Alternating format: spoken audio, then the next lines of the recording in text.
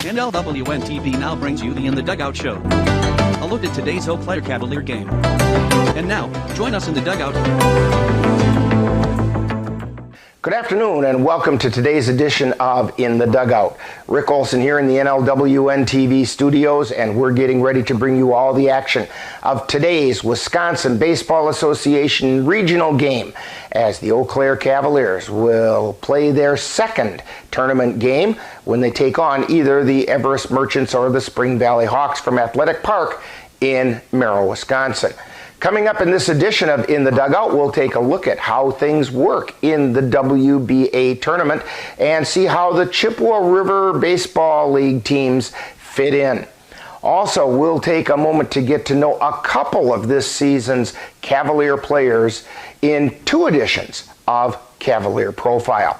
Finally, we'll bring you all the play-by-play action of today's game from Athletic Park in Merrill, Wisconsin. So it's time to get ready for some baseball action, and we'll do just that. Coming up right after this brief timeout, you're tuned to In the Dugout on the Northern Light Webcasting Network and NLWN-TV.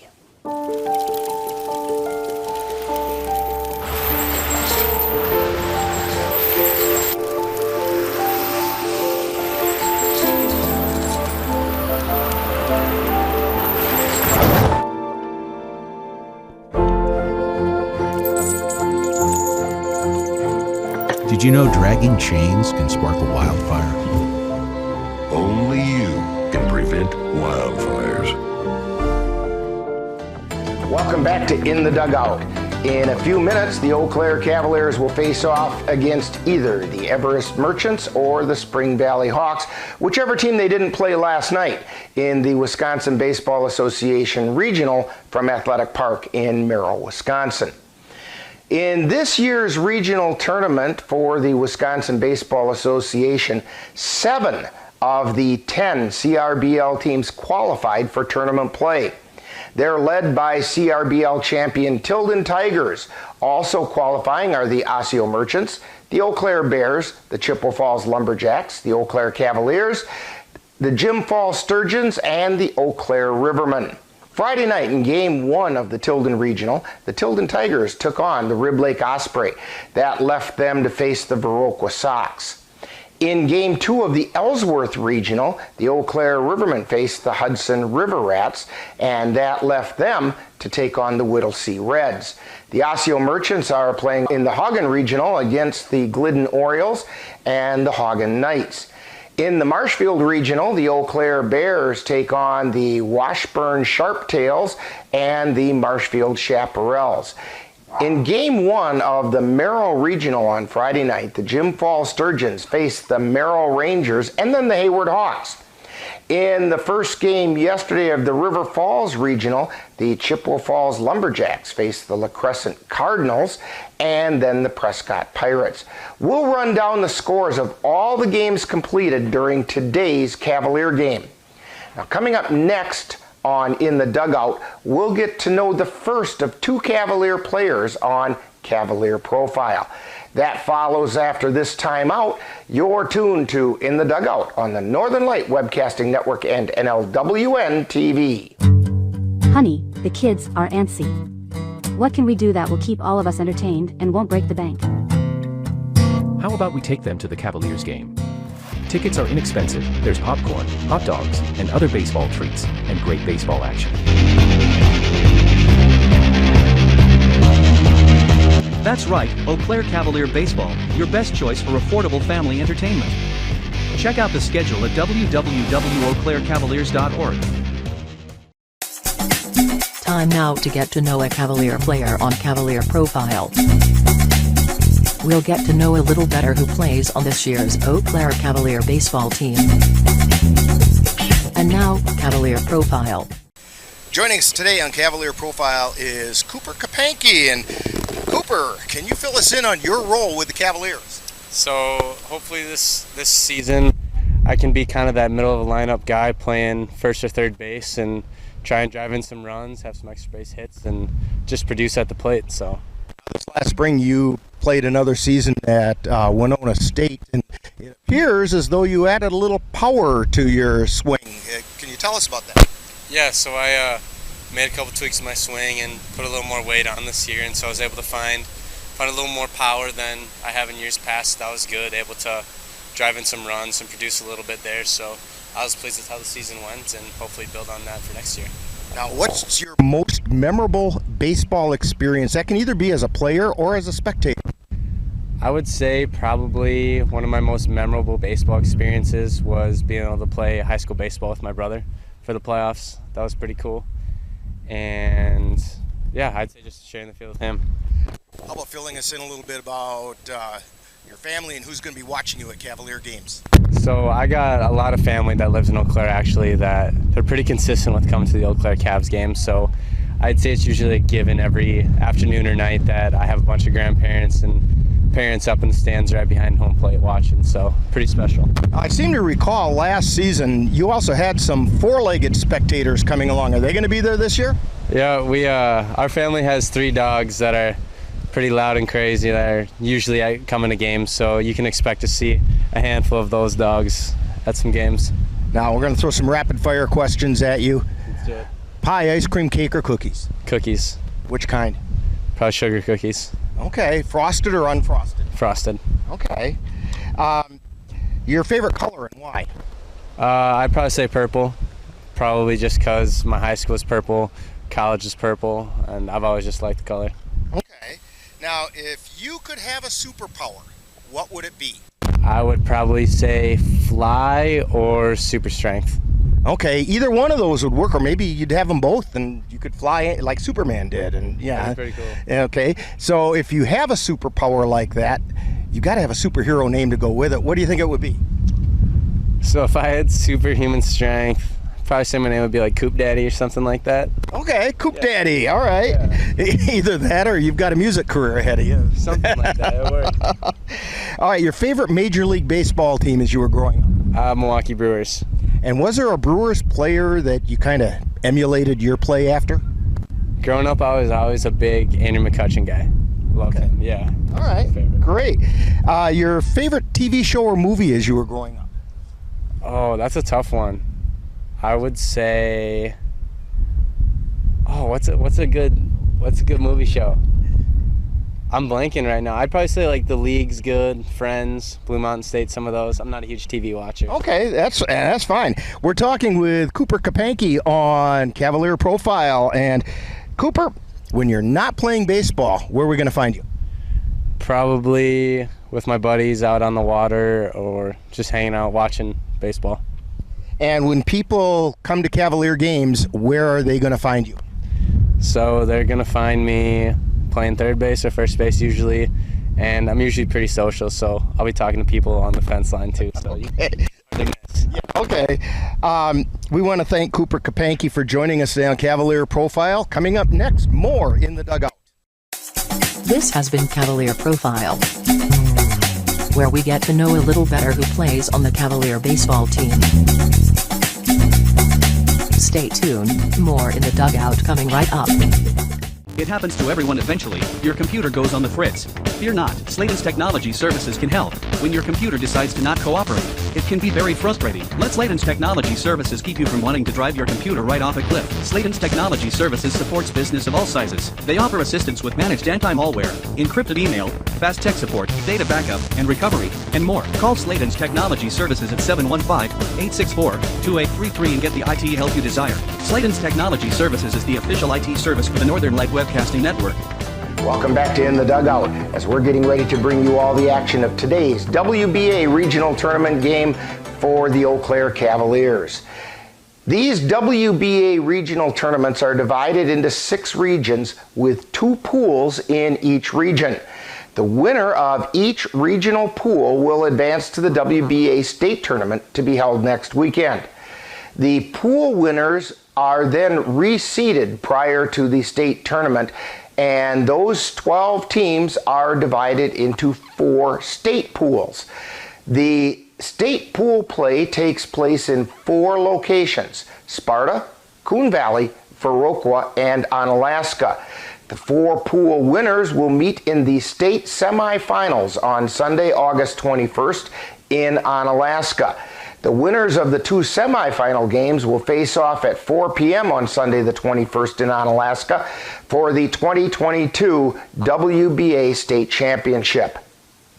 Now, coming up next, following this timeout, we'll get to know our second of today's Eau Claire Cavalier players on Cavalier Profile.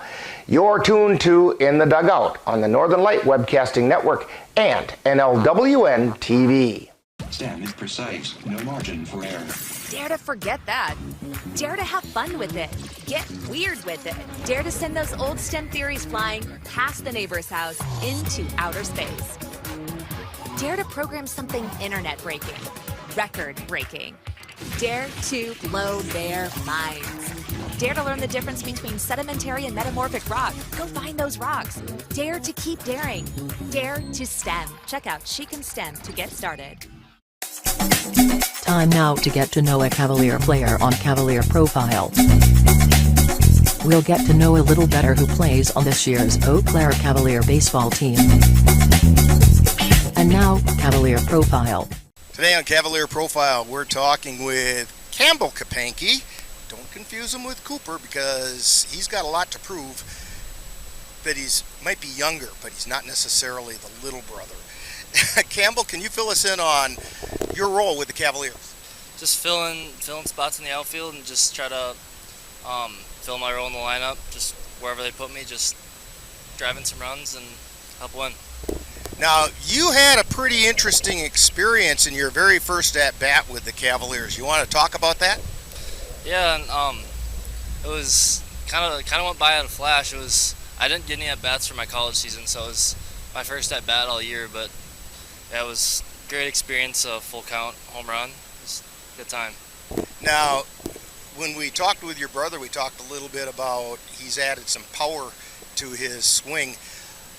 What was his reaction when all of a sudden you made the first round tripper for the Kapankes? I know he told me right away that he jumped up knowing it was gone right off the bat, and then I remember rounding third, I could see him running out and right out of the plate, gave me a big hug, and yeah. Now, how about filling us in a little bit about your family and anybody else that's coming to watch you play for the Cavaliers? I know both sets of my grandparents come to all me and Coop's games, so they'll always be there. And then same with my parents and occasionally my sister, and like Coop said, the dogs come out here and there. But. Okay. All right, rapid fire questions for you too. Pie, ice cream, cake, or cookies? Ooh, cookies. Which kind? I like chocolate chip. Chocolate chip. I just made a batch of those not too long ago. Boy, were they good too. Good. Your favorite color and why? I'd say red. I don't really know why. It's just kind of always been my favorite, but kind of like the hat you're wearing. Yeah. All right. Okay. Now, if you could have a superpower, what would it be and why?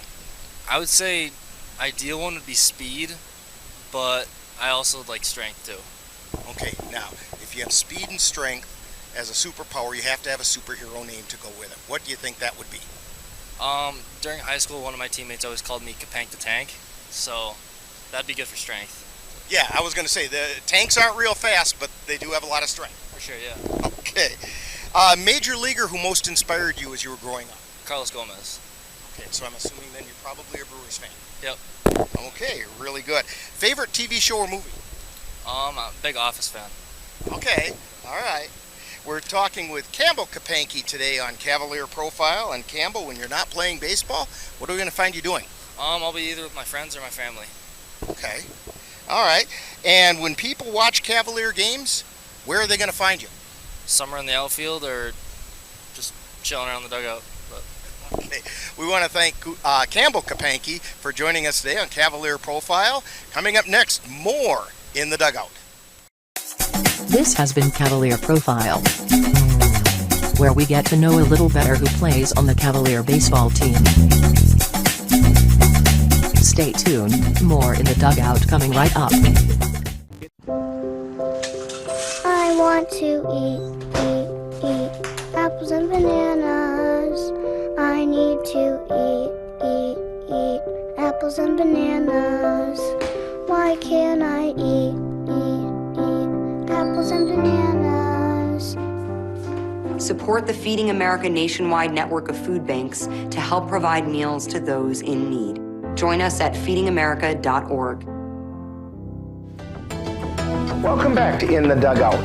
Today, the Cavaliers continue their quest to reach the WBA state tournament as they take on either the Everest Merchants or the Spring Valley Hawks. All three teams are trying to show that they have what it takes to be state champions. So once again, the stage is set for some exciting baseball action. And it should be noted that this is our final broadcast of Eau Claire Cavalier baseball for the 2022 season. And I can't believe how fast this summer has gone by. Now, on behalf of our broadcast family of Ann Monroe, Dan Petchow, Cassie Johnson, Jeremy DeGrosse, and myself, I'd like to thank the Cavalier Baseball Organization for allowing us the opportunity to spend the summer with them, and we can hardly wait for 2023.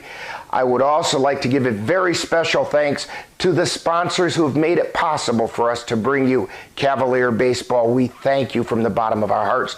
And I would like to thank you, the viewers and listeners, who have set new records for viewership this year, and we can't wait to be talking to you again in 2023. Now, in just a moment, I'll be joining our broadcast crew out at Athletic Park in Merrill, Wisconsin, as we bring you all the action of today's game in the WBA Regional Tournament. That's coming up next. You've been tuned to In the Dugout on the Northern Light Webcasting Network and NLWN-TV.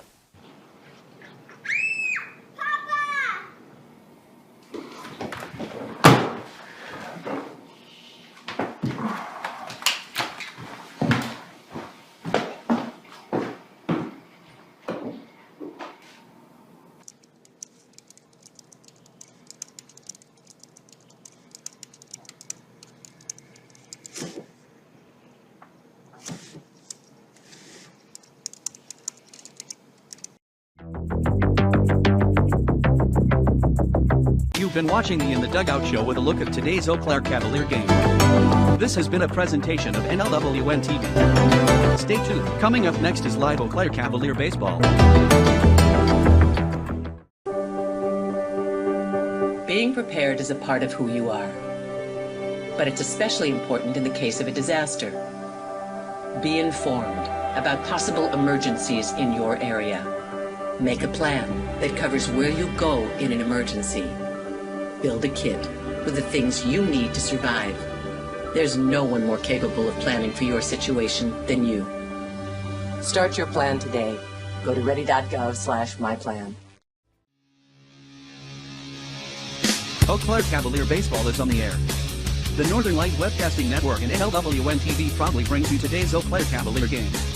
Join us as we follow the Cavs while they battle their way through the Chippewa River Baseball League. Long fly ball by Pogo, and it's out of here! A 3-run shot by Anthony Pogozinski. And now, out to the ballpark for coverage of today's game. And welcome to Athletic Park in Merrill, Wisconsin, and they're starting this game 13 minutes too early. Rick Olson here along with Cassie Johnson, Nelson, and Jeremy DeGrosse. And at the plate is the Cavaliers' Josh Garcia, and he grounds it over to first base. It's picked up by Connor Langdon, and he steps on first for the first out. We're just underway. And the starting lineup for the Cavaliers, well, Josh Garcia, who just grounded out. Ben Boda at shortstop. Cooper Kapanke at first. Gabe O'Brien in right field. Ethan Kjellberg, the designated hitter. Chase Yeager at third base. Cole Timon behind the plate. Campbell Kapanke out in left field. And Caden Erickson in on second base. On the mound for the Cavaliers tonight will be Jackson Vance with his 2-0 record. At the plate right now is Ben Boda. And it's a strike called. Count goes to 2-0. Defensively for the Everest Merchants. A ground ball over to second base, scooped up by Graham, throw over to first in time. That's going to bring up Cooper Kapanke, who belted a powerful home run last night over the left field fence. Kapanke comes into the game batting .455. Like I said, defensively for the Everest Merchants at third base is Josh Nielsen. And Owen Leitendress is at shortstop. And the pitch is outside for a ball. Then we have Tanner Graham at second base. Connor Langben at first. Behind the plate is Logan Langben. Count goes to 2-0. And on the mound for the Everest Merchants is Heinrich Walder. Out in the outfield is Brandon Kranz and Coleman Schilling. There's a called strike. And Ryan Huberick. That's from left to right. And the pitch. Fly ball out into left field, drifting over foul territory, and making the catch is Kranz. So the Cavaliers go 3 up, 3 down. No runs, no hits, no errors, nobody left on base. We've played a half inning, and it's the Cavaliers nothing, and the Everest Merchants coming to bat. You're tuned to Cavalier Baseball on the Northern Light Webcasting Network and NLWN-TV. I love the pizza we get when we go to Gino's Pizza. That's because Gino's has been voted best pizza in the Chippewa Valley 5 years in a row. I think it's because Gino's uses the freshest ingredients, premium quality meats, cheeses, savory spices, and zesty toppings, and all served with attention to detail. Now you're making me hungry. Let's head to Gino's Pizza. Scott and the rest of the folks at Gino's Pizza would like to invite you to come out and try the area's best pizza. Call about Monday through Wednesday dine-in specials at 715-835-2000. That's Gino's Pizza at 5110 Fairview Drive, Eau Claire, right next to Chaos Water Park. And we're back here at Athletic Park heading into the bottom of the first inning.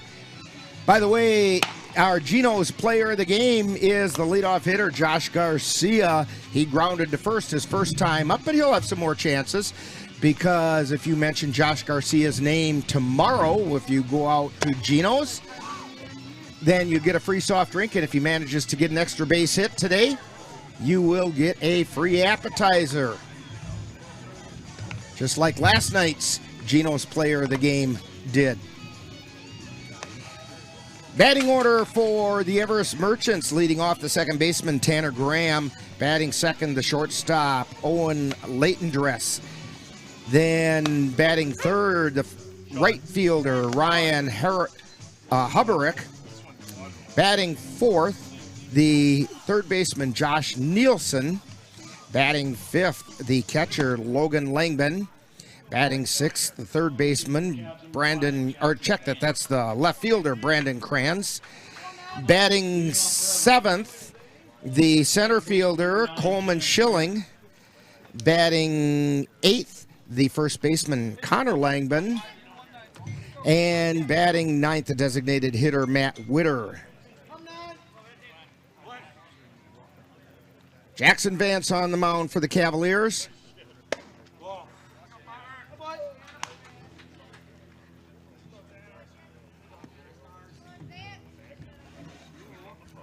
And the first pitch was a ball.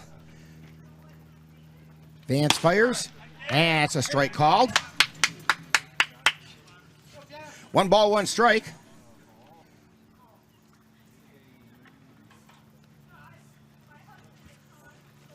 And the pitch is a little bit low. 2-1's the count.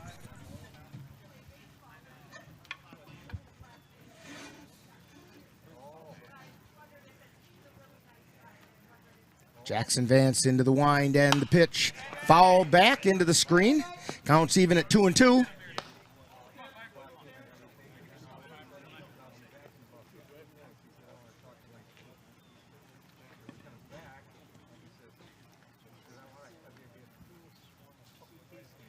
Here's the pitch. Check swing, ball. 3 balls, 2 strikes. Count is full to Tanner Graham. Vance into the wind and the payoff pitch. Strike 3 called. 1 down. And that brings up Owen Latendress. Shortstop, number 11, Owen Latendress.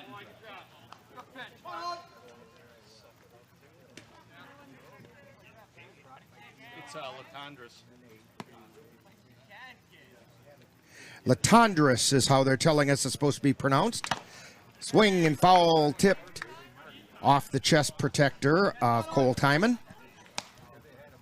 No balls and a strike.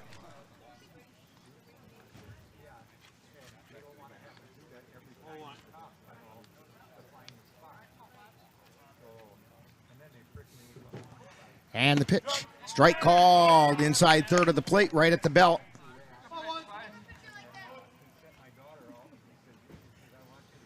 Oh, 0-2 is the count.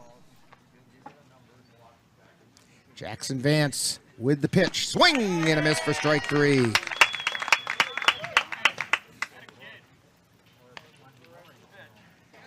And that's going to bring up right fielder Ryan Habarik.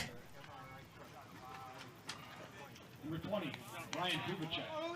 Well, they say it's Hubacek. That must be a C in their lineup. As I look at the... So it's Hubacek. That's what I get for trying to read the handwriting on my lineup here. It's my handwriting. And a foul ball. 0-2 is the count to Hubacek.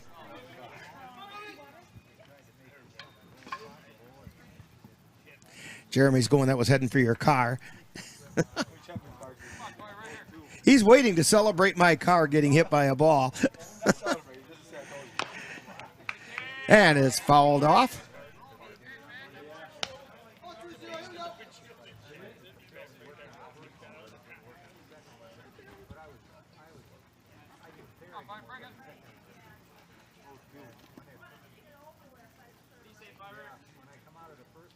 And the pitch. Line shot foul down the third base line. Hubacek checking to making sure that the bat did not suffer.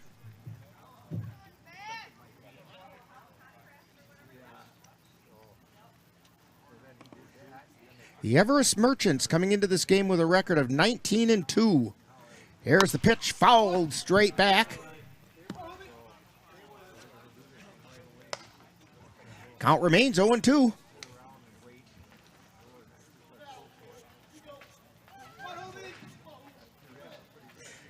Bottom of the first inning, 2 down, nobody on. And here's the pitch. Little low. 1 ball, 2 strikes.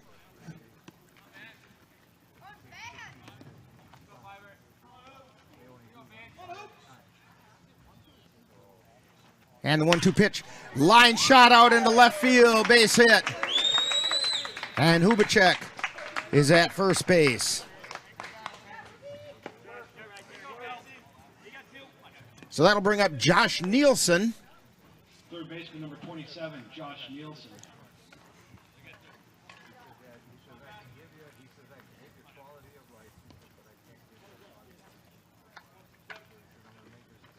Merchants have a runner on first now. And the first pitch just misses outside for a ball.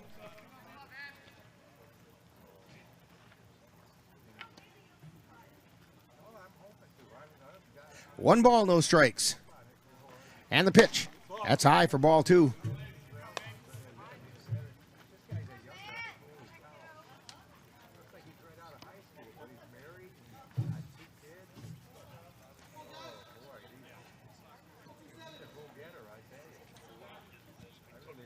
Vance peeks over at first and delivers. Fly ball out into left field. It's back. It's deep. Kapanke back there, and it just barely got out of here. A 2-run home run for Josh Nielsen.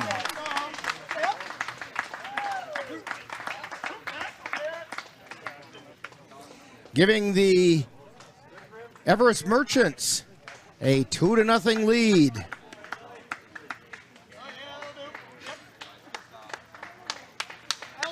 Those 2 out, 2-run home runs. Second day in a row that's happened in the first inning to the Cavaliers.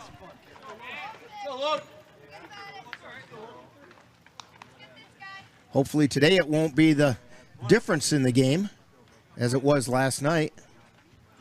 Here's the pitch, and it's a strike call to Logan Langben, the catcher.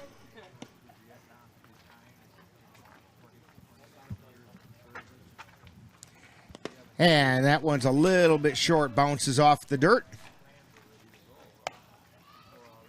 1 ball and 1 strike.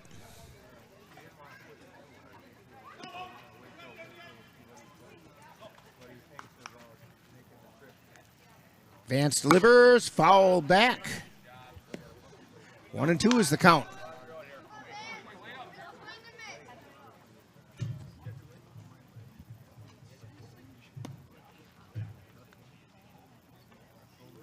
And the pitch.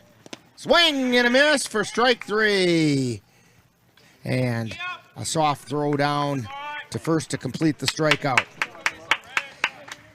So for the Merchants, they picked up 2 runs on 2 hits. There were no errors and nobody left on base. We've completed 1 inning, and it's the Everest Merchants 2 and the Cavaliers nothing.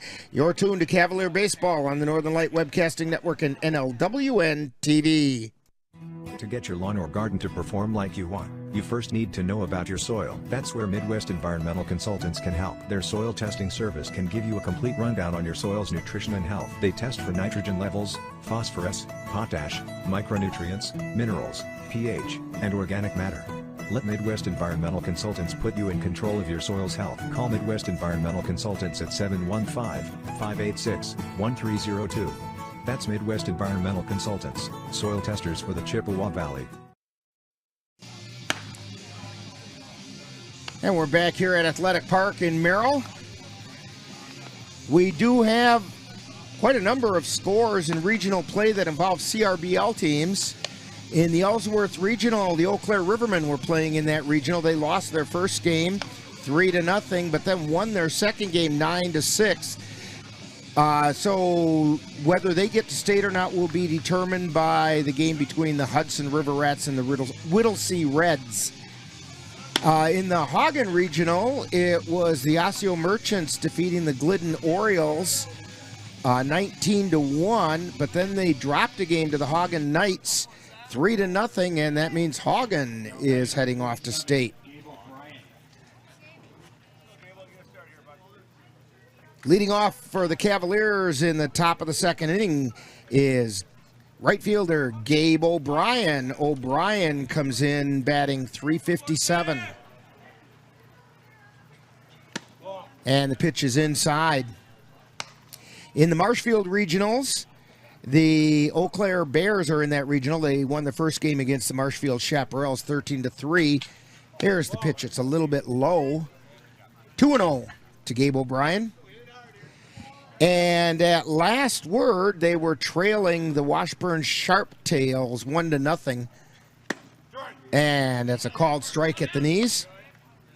That score was after the 5th inning, and it's been a while since we've heard anything, so that game may be done, but we don't know what the score would have been.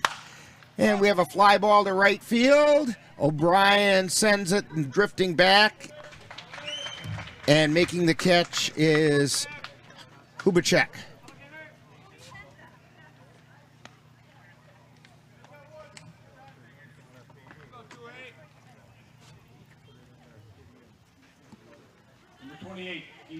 That brings up Ethan Kelberg, the designated hitter for the Cavaliers.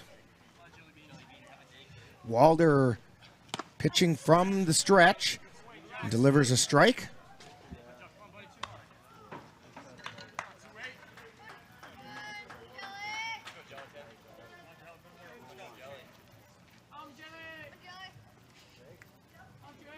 And here's the pitch. Caught the outside corner, strike 2.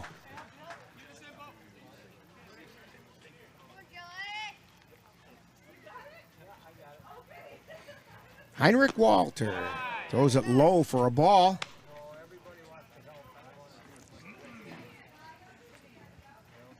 1 ball, 2 strikes.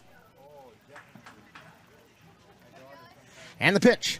Swing and a miss for strike 3. That's going to bring up Chase Yeager, the third baseman. By the way, we want to wish a happy birthday, 16th birthday, to Nolan Page, who we know is watching right now. So happy birthday, Nolan.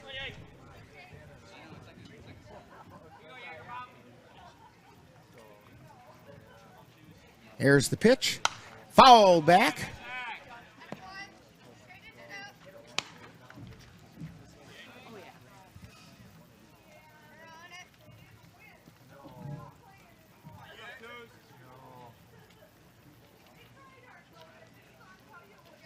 And the pitch.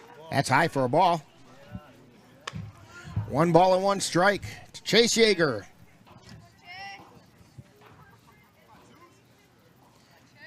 One pitch.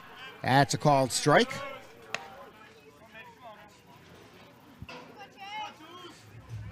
One ball, 2 strikes, 2 down.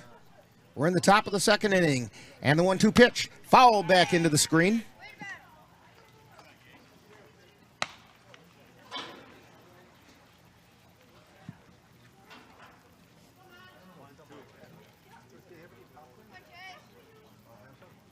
Walder at the belt, and the pitch is fouled back. By the way, in the other pool here of the Merrill Regional, the Jim Falls Sturgeons defeated the Merrill Rangers 5-2, but then they lost to the Hayward Hawks 9-2. Hayward punches their ticket for the state tournament.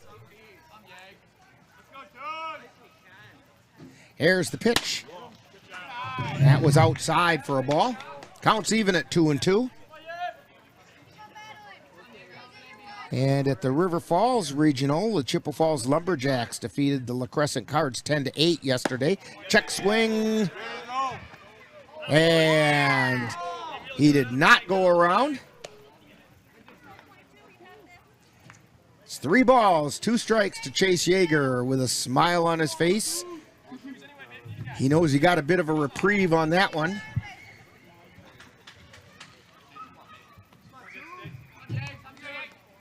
And the pitch. And it's high for ball 4. Yeager draws the walk. That'll bring up catcher Cole Timon.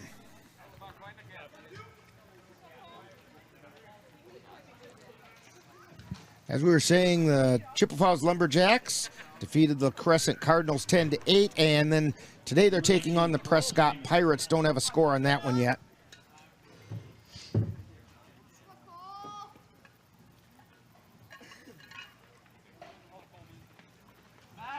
Throw over to first. Yeager back in.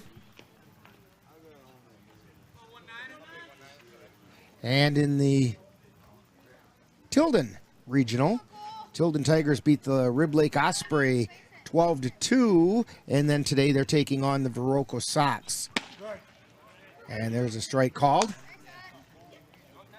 No balls and a strike to Cole Timon. And of course, last night the Cavaliers were defeated by Spring Valley 5-4. And they're playing today. And the pitch is high.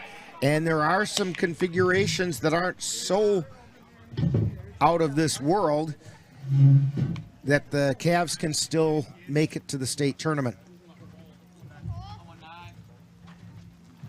That pitch is a strike called at the belt.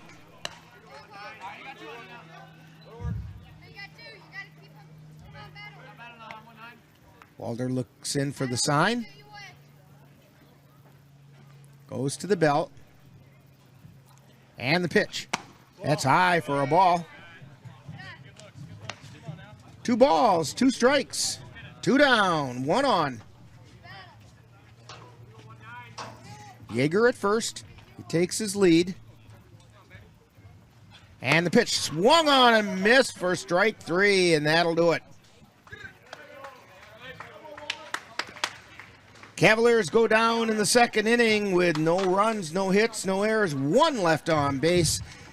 So we played an inning and a half, and it's the Everest Merchants 2 and the Cavaliers nothing. You're tuned to Cavalier Baseball on the Northern Light Webcasting Network and NLWN-TV. When you have that craving for a home-cooked meal the way Mom used to make it, rest assured, you can still get that meal by going to Mom's Restaurant and Pub in Colfax. Mom's is open daily, serving breakfast and lunch, and don't forget dinner on Friday nights with Mom's famous fish fry. The coffee is always hot, the breakfast is always delicious, and lunch will put a smile on your face and in your stomach. 225 Bremer Avenue, Colfax.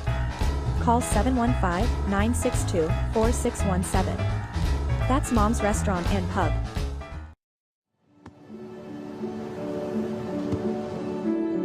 I don't remember how it started. Go to that.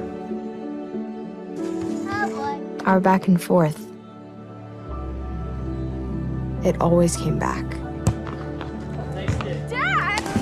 You probably don't remember what you told me, That was perfect. but I heard every word.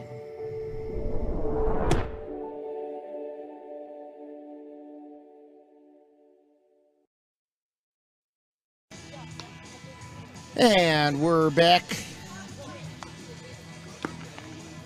And we don't have a score on it, but we know that the Eau Claire Bears lost in extra innings.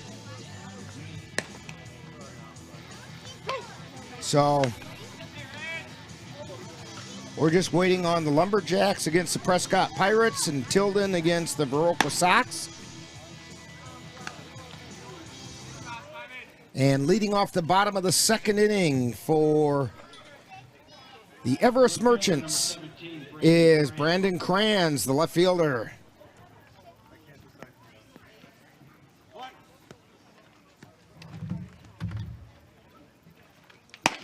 And the pitch is a called strike at the knees. Jackson Vance on the mound for the Cavaliers. Here's the pitch. Foul back.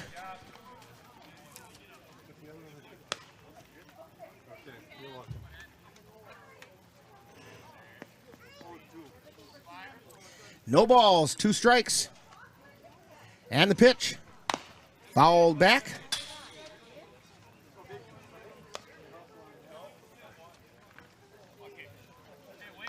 Count remains at 0-2.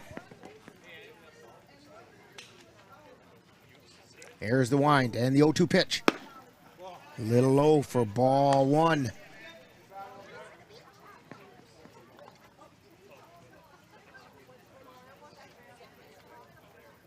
Vance looking in. He winds and delivers, and that got him in the ankle. So Kranz is hit by the pitch. That's going to bring up Coleman Schilling. Center fielder number 12, Coleman Schilling.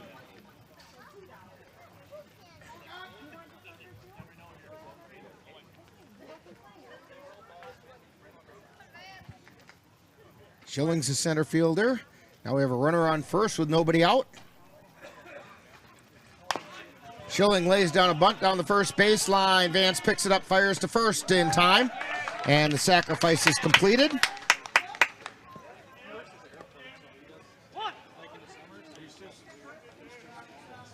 So it moves Kranz over to second base.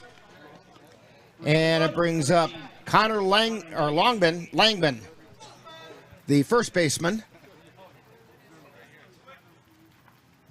Kranz with the lead at second.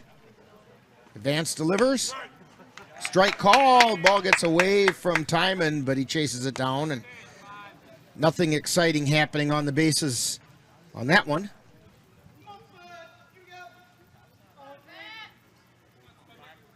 Kranz takes a lead. Vance looks at second and delivers. Line shot foul on the left side.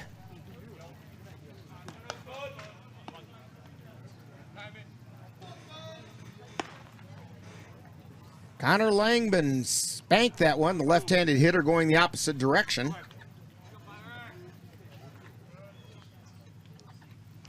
And the pitch. That one missed inside for a ball.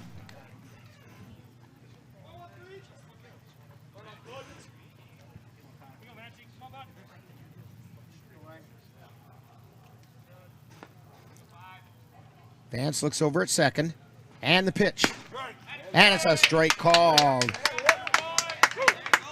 Connor Langman goes down looking. And that's going to bring up Matt Witter, the designated hitter. You like that one, Cassie? Matt Witter, the designated hitter. Yeah. They're both saying I'm a poet but didn't know it. My feet show they're Longfellows.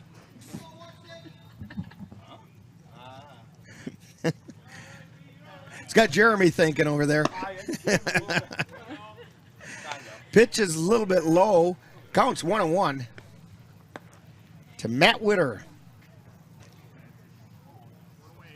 2 down.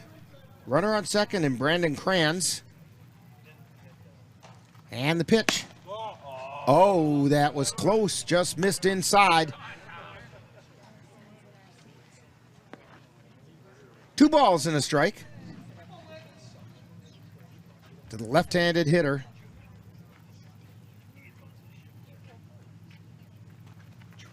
Pitch is high. Ball 3. 3 balls and a strike.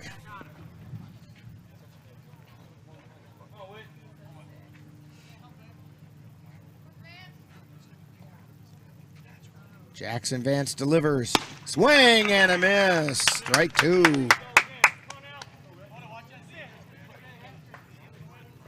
Full count to the left-handed hitter, designated hitter, and his name is Matt Witter. Cassie's about to slap me. Here's the pitch. And it's ball 4. Witter draws the walk.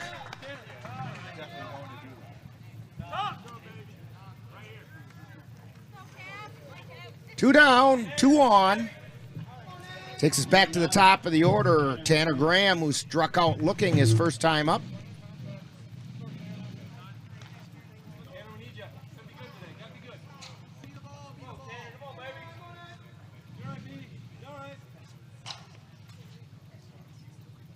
Here's the pitch. Strike called on the outside corner.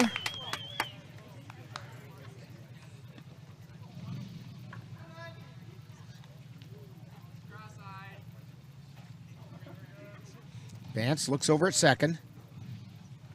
And the pitch. High pop-up foul out of play on the right side.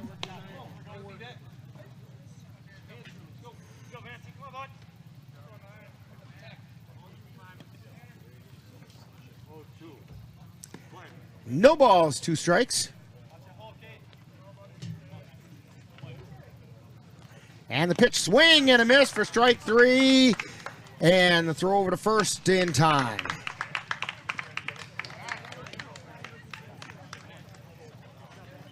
Ball fell out of Timon's glove, so he had to complete the strikeout by throwing it down to first, which he did. And for the Merchants, no runs on no hits, no Cavalier errors, and 2 were left on base. We've completed 2 innings, and it's the Merchants 2, the Cavaliers nothing. You're tuned to Cavalier Baseball on the Northern Light Webcasting Network and NLWN-TV. The Eau Claire Cavaliers would like to take veterans out to the ball game. That's right. As a thank you for your service, any veteran of the United States military can receive a lifetime pass for free admission to all Cavalier home games. Just come to Carson Park with your veteran identification, and the Cavaliers will issue you a free lifetime pass to all Cavalier home games. That's just the Cavaliers' way of saying thank you for your service.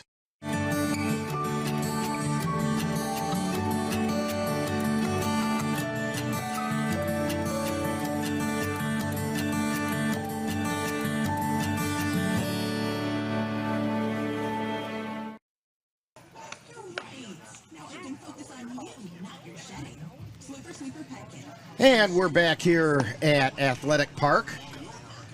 Heading into the top of the 3rd inning. Cavaliers trailing 2-0. And we have Campbell Kapanke, Caden Erickson, and Josh Garcia coming up. Caden Erickson comes into the game, or check that. Campbell Kapanke comes into the game batting .277. And the pitch is outside for ball one.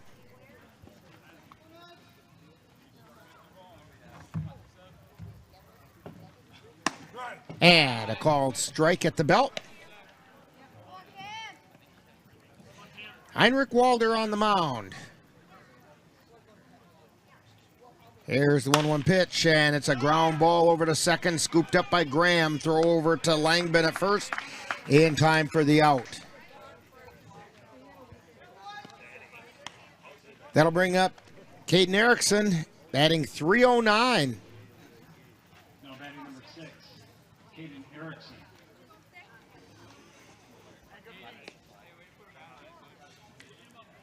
Erickson steps in.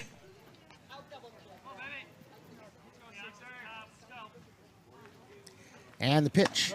Strike called at the letters.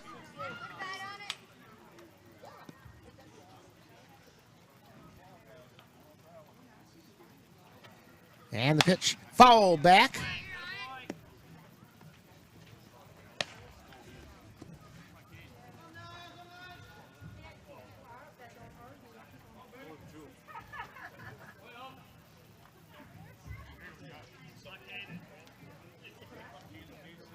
Walder at the belt and delivers, and it's called strike.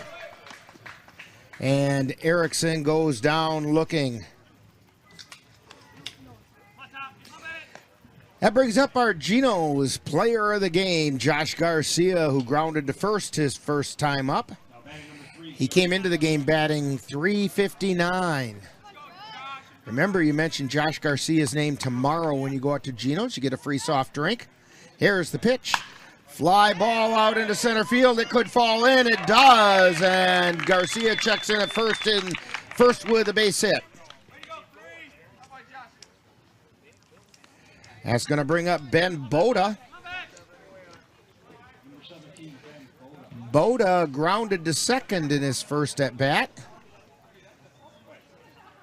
Came in today batting .320. 2 down. Garcia at first. And the pitch to Boda's high for a ball.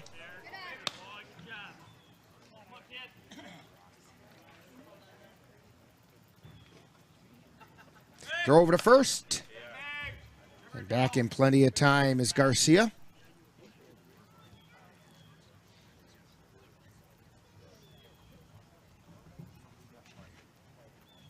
And the pitch to Boda. Swing and a miss. Counts even at 1-1.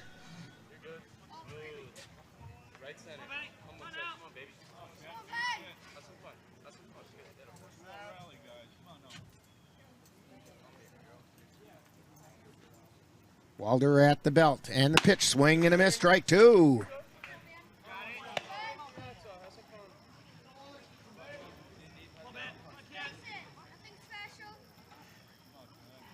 One ball, 2 strikes. Runner goes, and outside for ball 2. Counts even at 2-2. Garcia at second.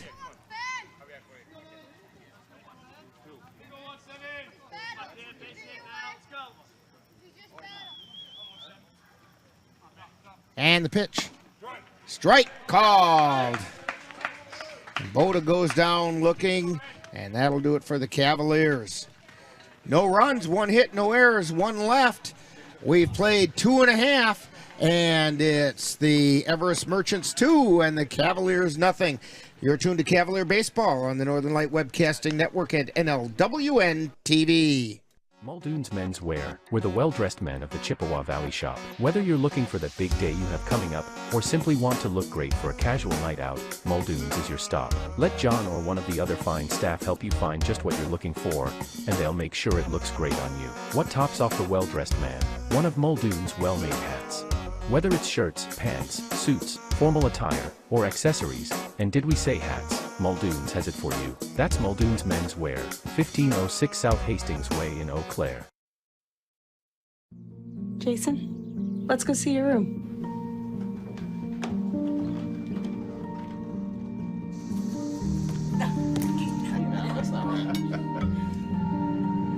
How was it? Is it good?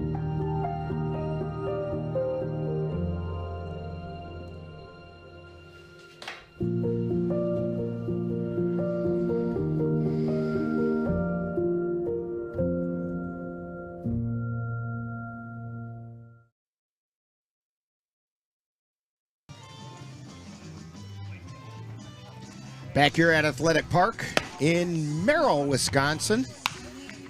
Picturesque little park. It's an old park. Stone wall around it, dating back to the WBA days. Part of the President Roosevelt alphabet soup programs. Leading off the bottom of the third inning for the Merchants.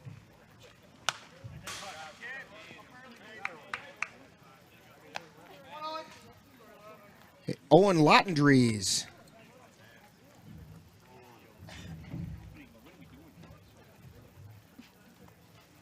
And the pitch. It's called strike. 0-2.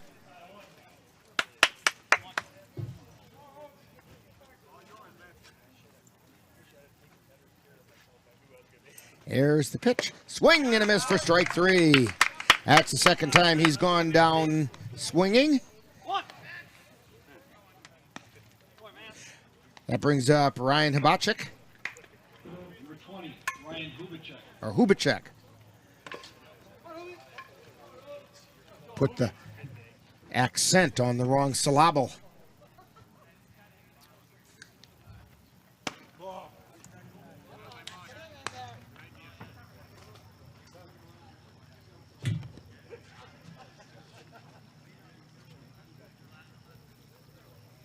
And the pitch. Fly ball foul on the right side. Out into the parking lot, near where my car is parked. 1 ball, 1 strike to Hubacek. Jackson Vance delivers. That just missed.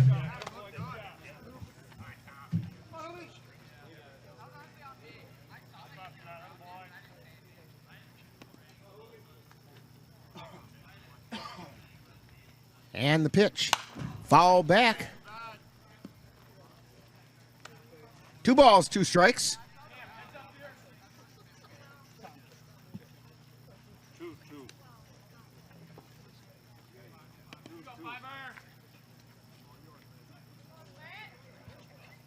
Vance's pitch. That's high. Count goes full.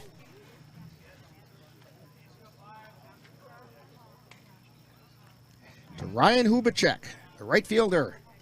Hubacek singled to left his last time up. Here's the pitch. Strike called. He didn't like that. He thought it was ball 4. And he walks away saying not a strike. And just for extra emphasis, he said it a second time. As Jeremy says, unfortunately for him, the umpire said it was. And foul ball out of play on the right side. Josh Nielsen at the plate. Hit a 2-run home run his last time up. Here's the pitch. Another fly ball. That's not quite so deep this time. Falls into center field for a base hit. A 2-hit day for Josh Nielsen.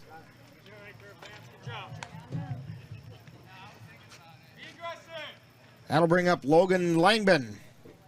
Catcher number 5, Logan Langben. Langben struck out his last time up.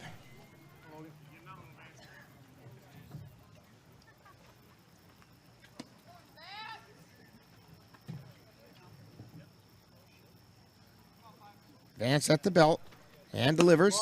That just missed outside. Ball 1.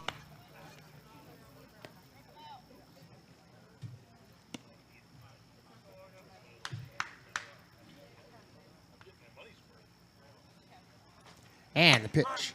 Strike called on the inside corner. 1 ball, 1 strike.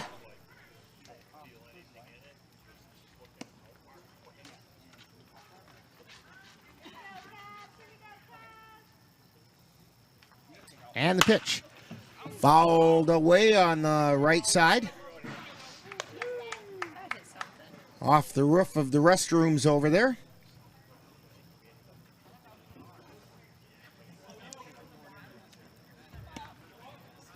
One ball, two strikes. Two down. And the pitch. Ground ball foul down the third base line.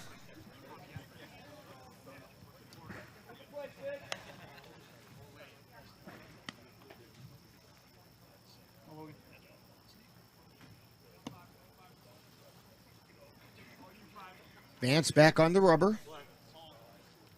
Nielsen takes his lead at first. And the pitch. Line shot foul down the right field line.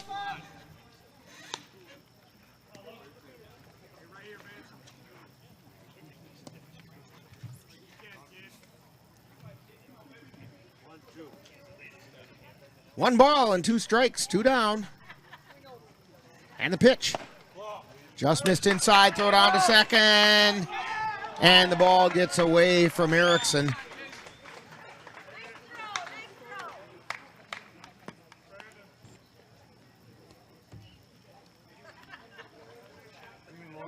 Two balls, two strikes. Nielsen on second now. Langman at the plate.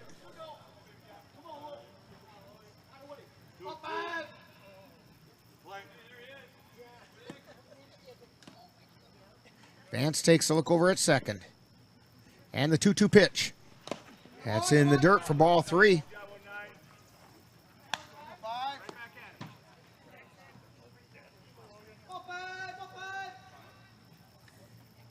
So the count is full. 3 balls, 2 strikes, 2 down. Nielsen on second. Vance delivers the payoff pitch. Line shot out into left field. Rounding third, heading for the plate is Nielsen. And the throw gets cut off. And Nielsen comes in to score.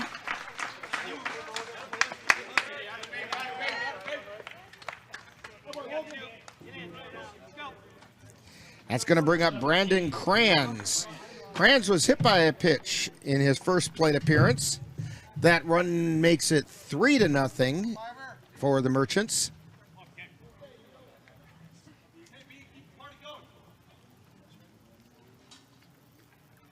And the pitch.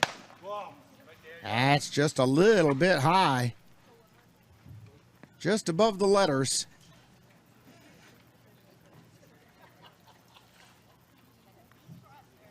Vance throws over to first.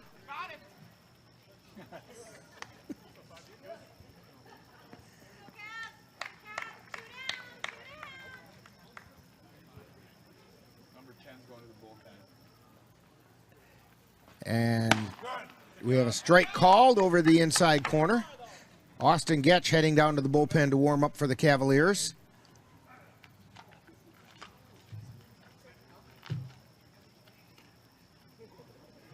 And the pitch. Fly ball out into right field. Dropping back is O'Brien, and he makes the catch. So for the Merchants, in the third inning, they pick up 1 run on 2 hits. There were no errors and 1 left on base. We've completed 3, and it's the Merchants 3, the Cavaliers nothing.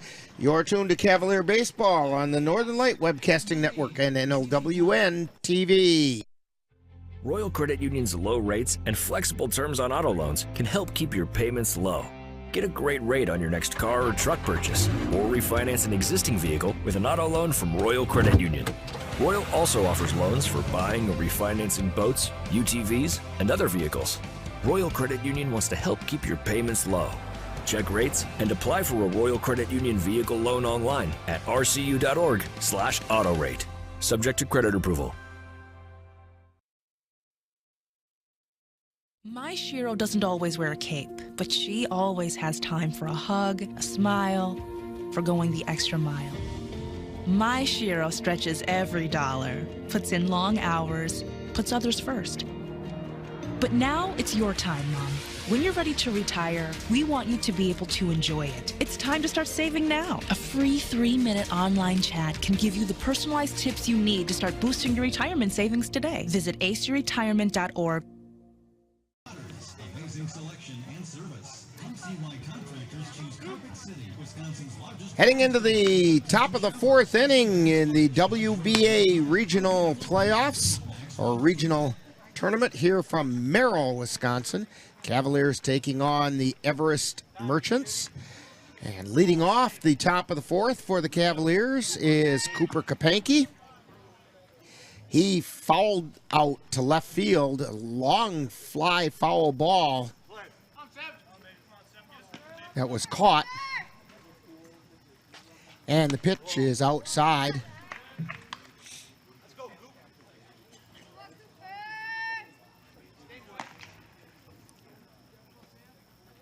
Walder delivers. High pop-up. He got a little bit underneath that one. Coming over his crans. He reaches up and makes the catch.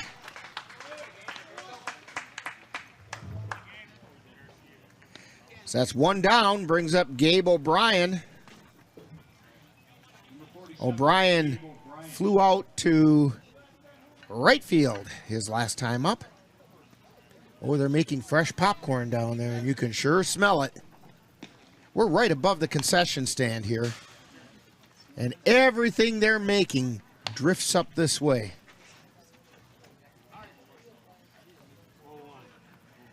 No balls and a strike to Gabe O'Brien. And the pitch is high. It's now even at 1-1.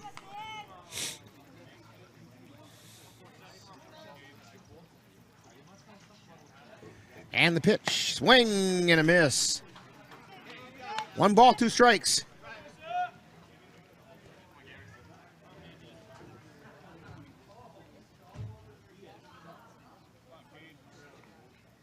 Walder at the belt and delivers. Foul back.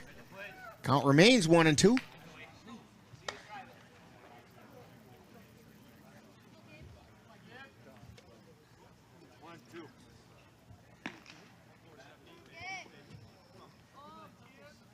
So Walder delivers the 1-2 pitch. High pop-up in the infield. Walder gets called off. Coming in is Latendress. And he made the catch for 2 down. Number 28, Ethan Kelberg. It's going to bring up Ethan Kelberg, who struck out his last time up. That's 5 strikeouts in a row for Ethan going back to last night. Fouls this one back. 2 down. We're in the top of the 4th inning.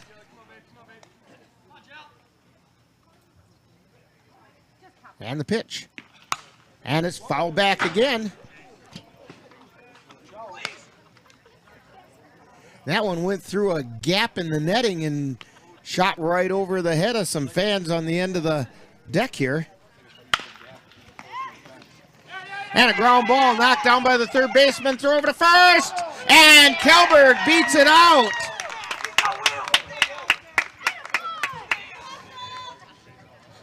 The Merchants thought they had it. They tried to buy the call by heading off the field, but Kelberg beat it out. Let's see if they call that a hit or an error. That's an error on the third baseman. That brings up Chase Yeager, who walked in his last appearance. And the pitch is outside for a ball. Cavs trailing 3-0. Ethan Kelberg on first. He takes his lead. And the pitch. High pop-up in the infield. Latendress moves over, and he makes the catch. So for the Cavaliers, no runs, no hits. There was 1 Merchants error and 1 left on base. We've played 3.5 innings, and it's the Everest Merchants 3 and the Cavaliers nothing. You're tuned to Cavalier Baseball on the Northern Light Webcasting Network and NLWN-TV. High school football action is coming your way on the Northern Light Webcasting Network and NLWN-TV. Coming up on Friday, August 19th, the Colfax Vikings will travel to Whitehall to take on the Whitehall Norse.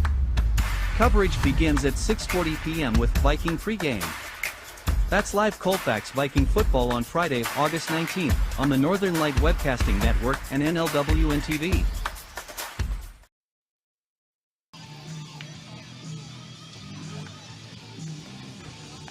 We're back here at Athletic Park.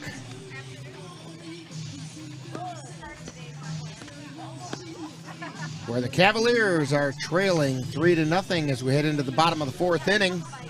Due up for the Everest Merchants are Coleman Schilling, Connor Langman, and Matt Witter. Jackson Vance still on the mound.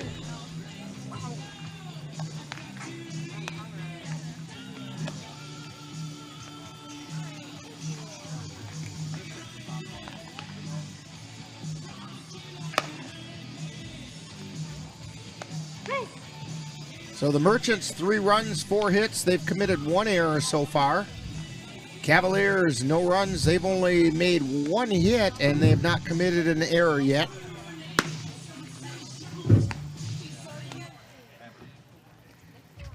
Schilling steps up. He grounded in a sacrifice bunt in his first attempt.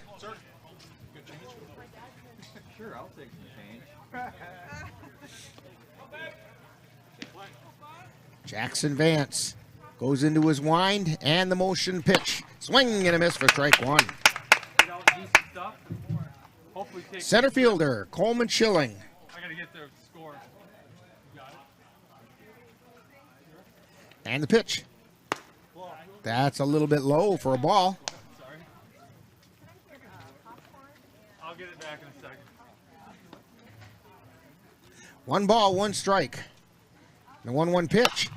Popped foul out of play.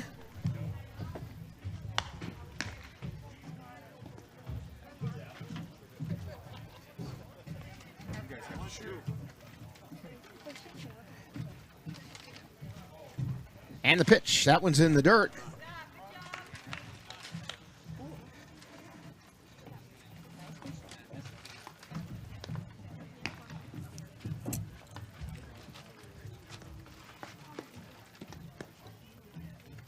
And popcorn just arrived up here for us.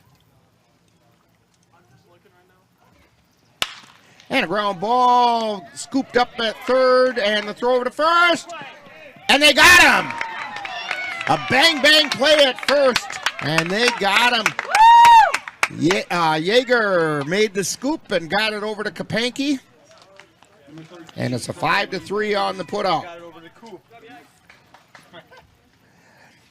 Connor Langman coming up, and he went down looking his last time up.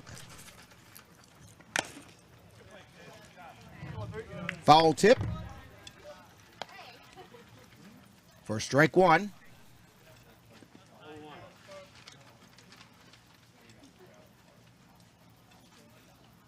Here's the wind and the pitch. Fly ball, foul territory. Yeager moves over and makes the catch.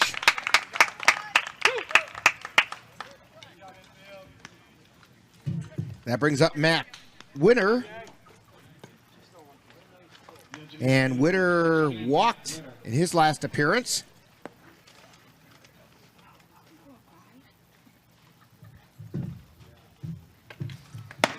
And the pitch is high.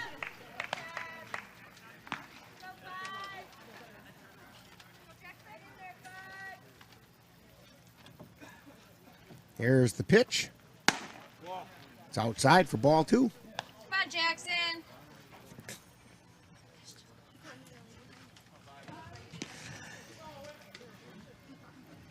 That cheer for Jackson Vance, courtesy of Cassie. Swing and a miss. 2 balls and a strike.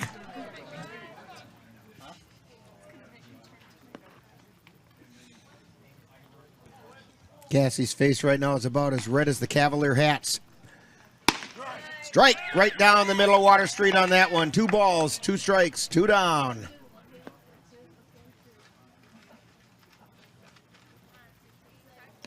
There's the wind and the 2-2 pitch.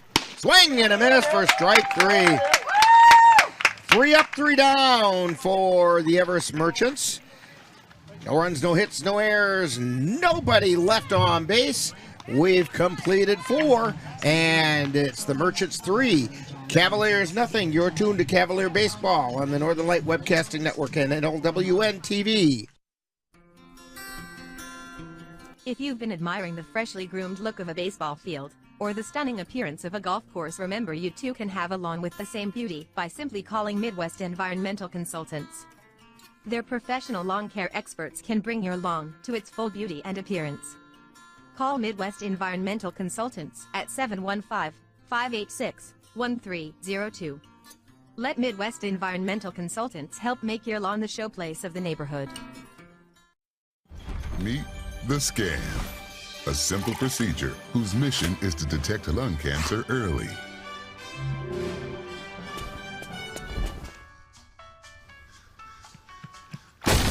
I'm here to save you.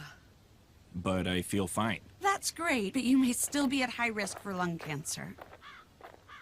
Oh man, that's a new fence. If you smoke, early detection could save your life. Learn more at savedbythescan.org.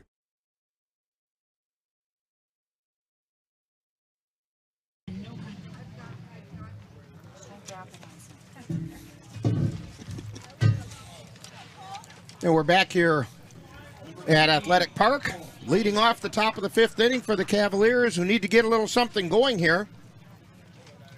Come on, Cole. Is Cole Timon. Struck out his first time up. Cavs trail by 3. First pitch is a ball.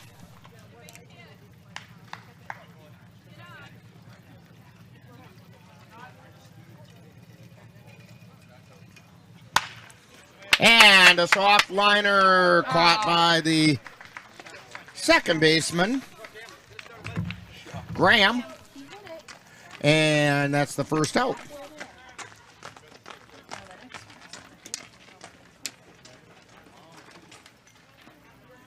One down. And that's going to bring up Campbell Kapanke. And he hits a fly ball out into left field. It's sinking, and it's caught for the out. A diving catch made out there by Kranz.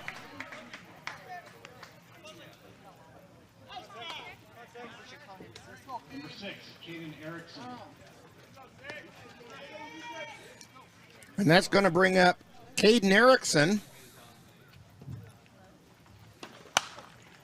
And Erickson hits a pop foul. 2 down.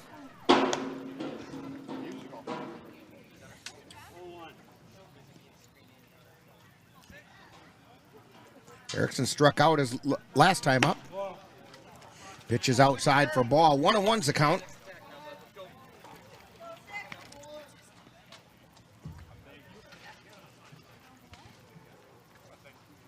And the pitch, ground ball over to third. Nielsen with it, throws it over to first.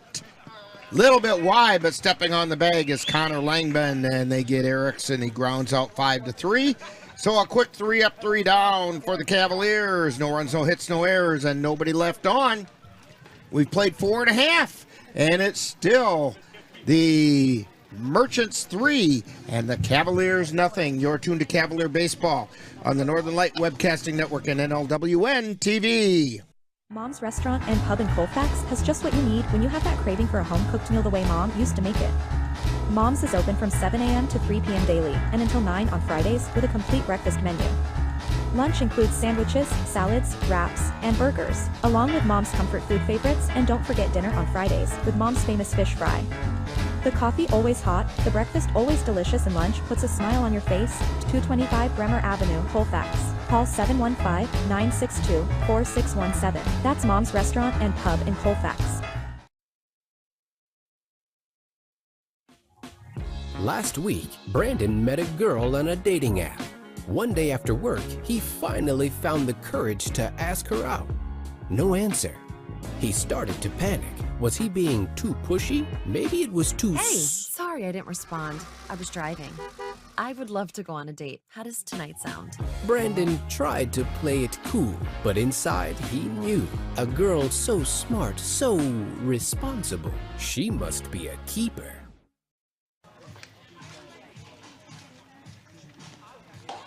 And we're back here at Athletic Park. Defensive substitutions for the Cavaliers. Into the lineup is Xavier Bedminster, and he goes to center field, moving Josh Garcia over to left.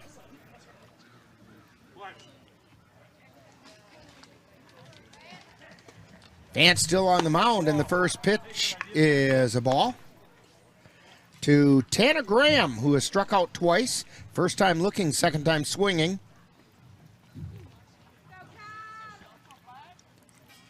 And the 1-0 pitch. High pop-up in the infield. Moving over is Yeager, and he makes the catch.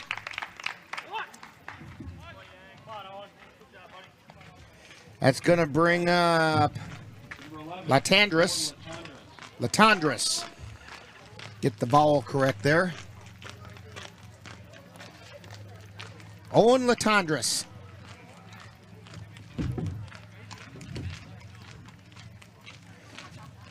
And here's the first pitch. Strike called right down the middle. He has struck out twice.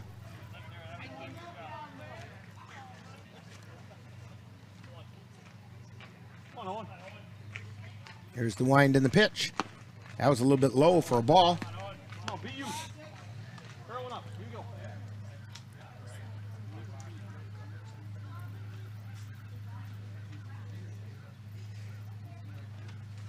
Jackson Vance fires, and it's in the dirt for a ball.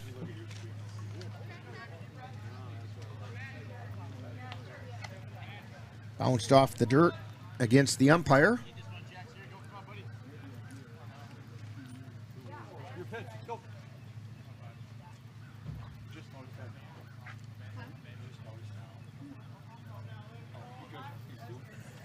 And the pitch. Swing and a miss for strike two. Counts even at 2-2. To Owen Latandras. Here's the wind by Vance. The 2-2 pitch. Just missed outside. Count goes full with one down. Ryan Hubachek is on deck.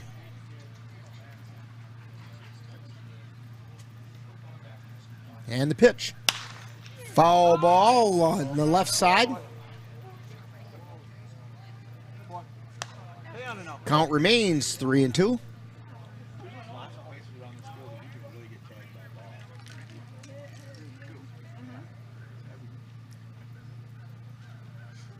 Here's the wind and the payoff pitch. Pop up in the infield. Erickson moves over and makes the catch. That'll bring up Ryan Hubachek. Singled his first time up and then struck out looking.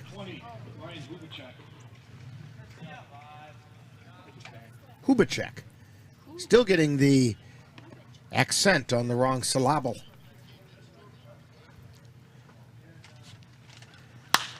And a fly ball out into right field. Moving over is O'Brien, and he hauls it in. 3 up, 3 down for the Merchants. No runs, no hits, no errors, nobody left on base, and we've completed 5 innings, and it's the Everest Merchants 3, Cavaliers nothing. You're tuned to Cavalier Baseball on the Northern Light Webcasting Network and NLWN-TV.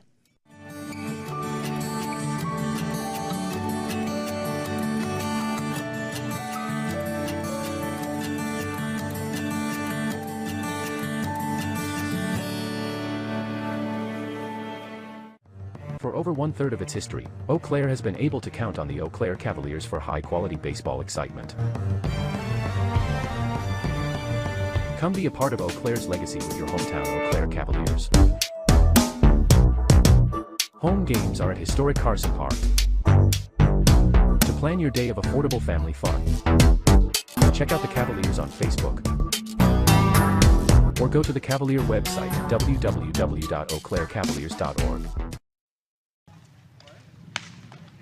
And we're back here at Athletic Park.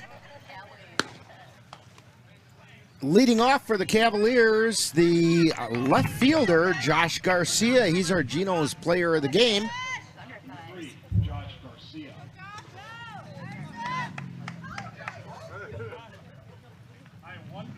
And don't forget to mention Josh Garcia when you go out to Geno's and get your free soft drink. Here's the pitch, and it's a called strike.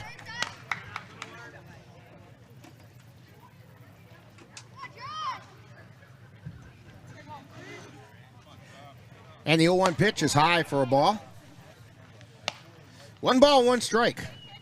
Of course, if Josh manages to get an extra base hit, get yourself a free appetizer. And pitch outside. 2 balls and a strike. Walder still on the mound for the Merchants. He delivers.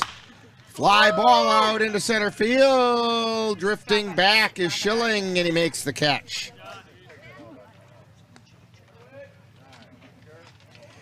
So 1 down, it brings up Ben Boda. Boda's 0 for 2. He grounded to second and struck out looking.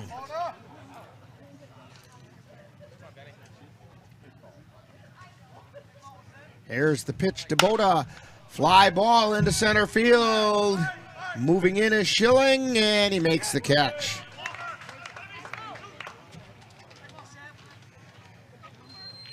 And that's going to bring up Cooper Kapanke, who's hit it to left field twice now. First time was a foul ball that was caught. And then the second one was a fly out to left to Kranz. Kranz and has had Schilling's number, or has had Kapanke's number today. Here's the pitch, check swing, and it's a ball.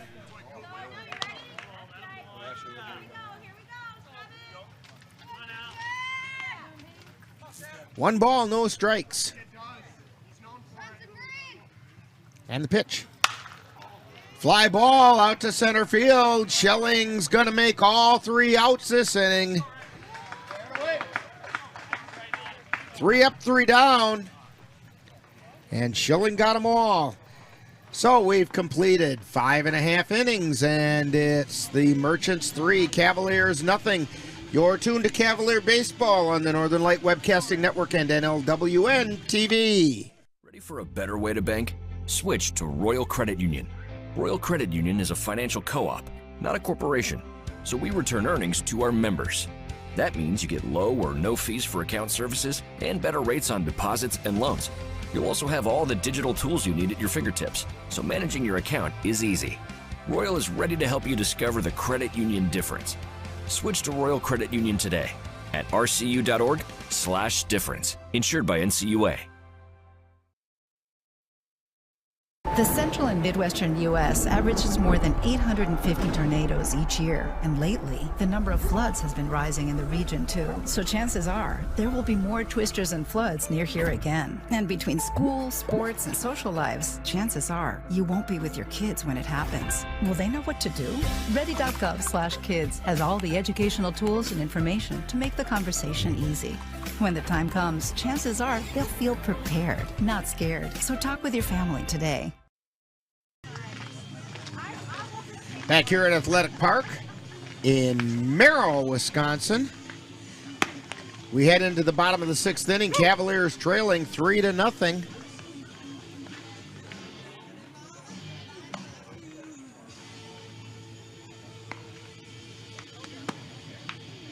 Going back out for the 6th inning of work is Jackson Vance. Number 27, Josh Nielsen. And leading off the bottom of the 6th inning for the Everest Merchants is third baseman Josh Nielsen. He's 2 for 2 with a home run. And he pops that one foul. And a single.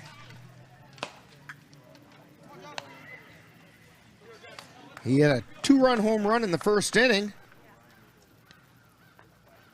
And then singled and scored in the third inning. And that pitch gets him in the back.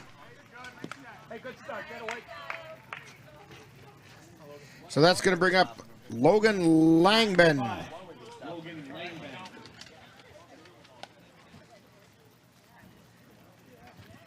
Langben's 1 for 2, singled. In fact, it was an RBI single. He's also struck out.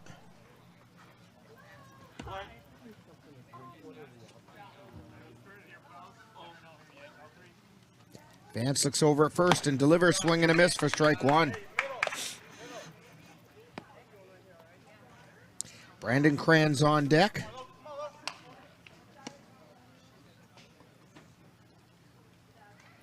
Vance peeks over at first and delivers. Fly ball out into left field. Moving over is Garcia. He makes the catch.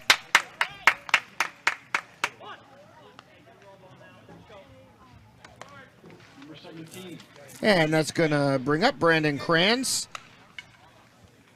Kranz is 0 for 1, flew out to right field. He's also been hit by the pitch once. I'd hate to see it happen more than once. And the pitch. That didn't miss by much. Just a little bit high. 1 ball, 1 no strikes.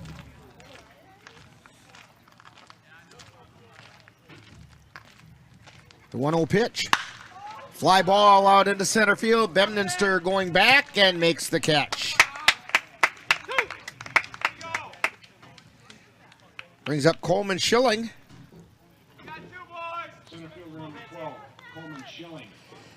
Schilling is 0 for 1, grounded third. He also sacrificed a bunt.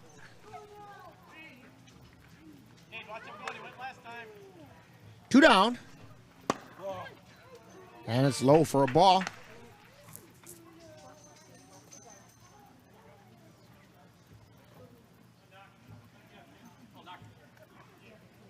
Vance looking in. Is at the belt and the pitch. That one's in the dirt and off to second goes Nielsen. 2 down, runners on second now.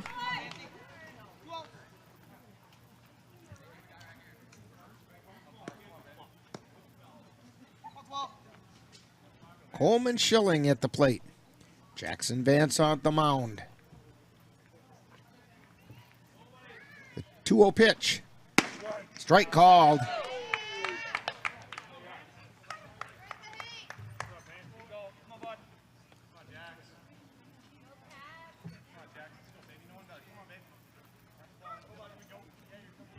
And the pitch.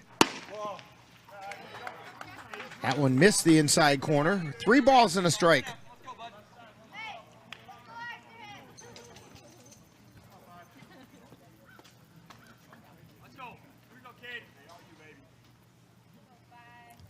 And the pitch by Vance. And it's ball 4. So Schilling draws the walk. That's only the second walk given up by Vance. And brings out manager Pete Bartingale.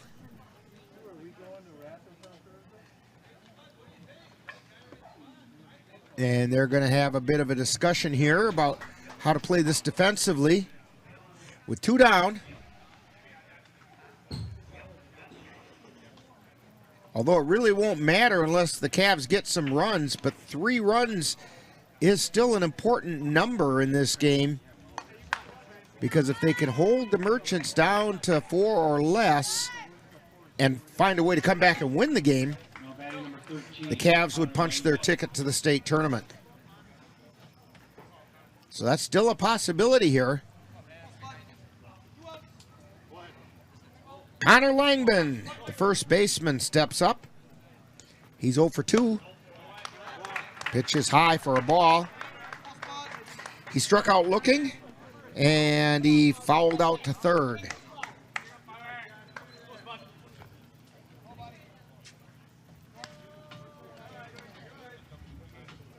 And the pitch. Missed low. 2 balls, no strikes.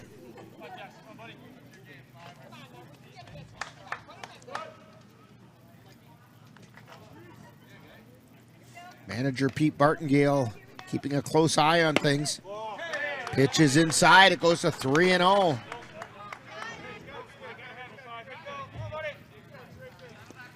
Austin Getch was warming up a little while ago, so we're assuming he's warm and ready.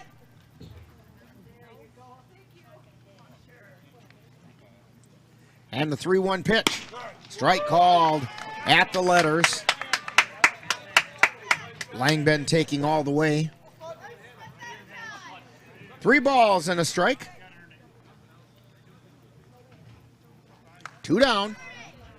We're in the bottom of the 6th. Here's the 3-1 pitch. Ground ball over to second. Scooped up by Erickson. Throw over to first in time. And the Cavaliers get out of the inning. No runs, no hits, no errors. 2 were left on base. We've completed 6. And it's the Everest Merchants 3 and the Cavaliers nothing. You're tuned to Cavalier Baseball on the Northern Light Webcasting Network and NLWN-TV. I love the pizza we get when we go to Gino's Pizza. That's because Gino's has been voted best pizza in the Chippewa Valley 5 years in a row. I think it's because Gino's uses the freshest ingredients, premium quality meats, cheeses, savory spices, and zesty toppings, and all served with attention to detail. Now you're making me hungry. Let's head to Gino's Pizza. Scott and the rest of the folks at Gino's Pizza would like to invite you to come out and try the area's best pizza. Call about Monday through Wednesday dine-in specials at 715-835-2000. That's Gino's Pizza at 5110 Fairview Drive, Eau Claire, right next to Chaos Water Park. The central and midwestern U.S. averages more than 850 tornadoes each year, and lately, the number of floods has been rising in the region too. So chances are, there will be more twisters and floods near here again. And between school, sports, and social lives, chances are, you won't be with your kids when it happens. Will they know what to do? Ready.gov/kids has all the educational tools and information to make the conversation easy. When the time comes, chances are they'll feel prepared, not scared. So talk with your family today.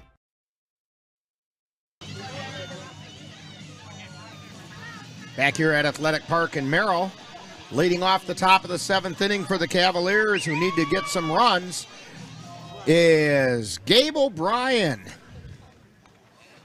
the right fielder. And the first pitch is low and inside for a ball.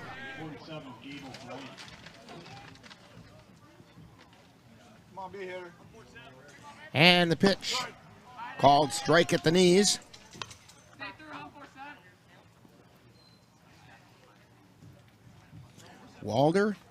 Heinrich Walder delivers the pitch, and it's a foul ball. 1 ball, 2 strikes. O'Brien's 0 for 2, flew out to right and popped to short. Here's the 1-2 pitch. Fly ball out into right field. It's going to find the gap and get out to the fence. O'Brien rounds first and checks into second base. Gabe O'Brien with a double.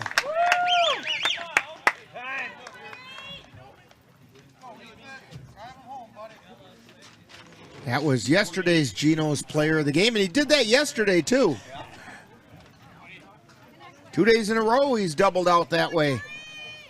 That's going to bring up Ethan Kjellberg.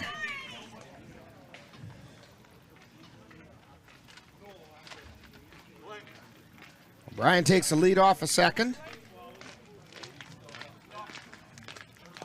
Kjellberg checks his swing. Ball gets way down to third. Goes O'Brien, and he's in safely.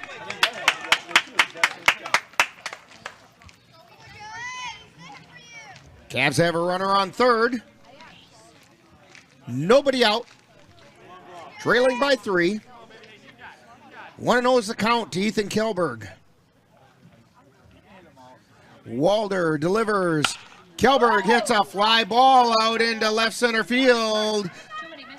And it's not deep enough to get a sacrifice, so Kjellberg flies to Schilling, who comes in to make the catch.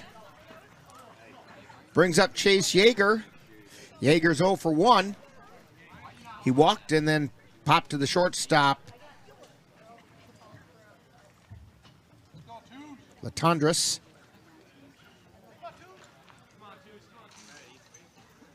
And the pitch. Strike called at the belt.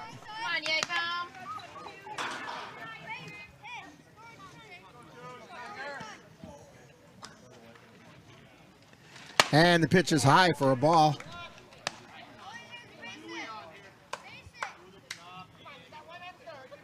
One ball and one strike. And the pitch. Yeager didn't like it, but the umpire did. Called strike. He said on the outside corner. 1 ball and 2 strikes. And the pitch. Swing! Foul tip back into the glove, and Yeager goes down swinging. 2 down. Brings up catcher Cole Timon. Runner on third in the person of Gabe O'Brien. Timon 0 for 2, struck out and popped to second.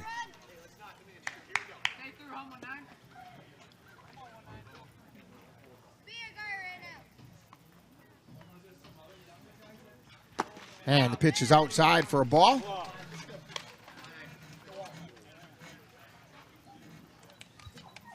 Timon came into today's game batting .230.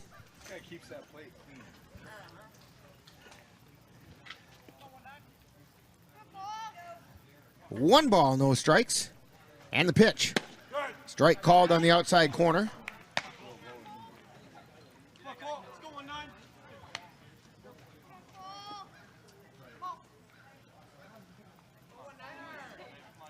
And the pitch. Outside. 2 balls and a strike to Cole Timon.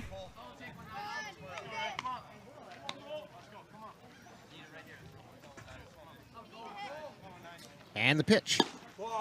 Outside, goes to ball 3. 3-1 is the count. You got this, Cole.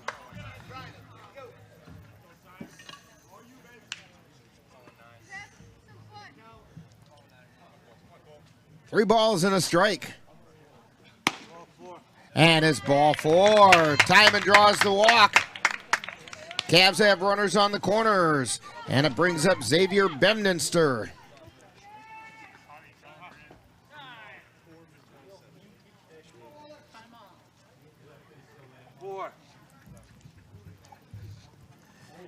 Now batting number 4, Xavier Bedminster.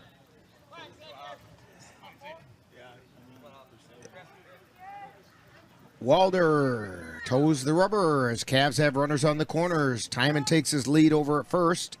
And the pitch. Strike called on the outside corner, and Bedminster knew it. Kind of nodded, yeah, it was. You got me with that one. Caden Erickson on deck, hoping he gets a chance here. Here's the pitch. Foul back into the netting.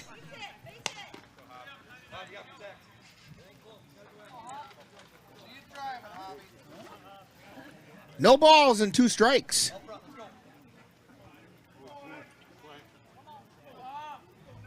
To Xavier Bedminster. Line shot, base hit. Out into right center field. 1 runs in. Timon on second. Bedminster comes through.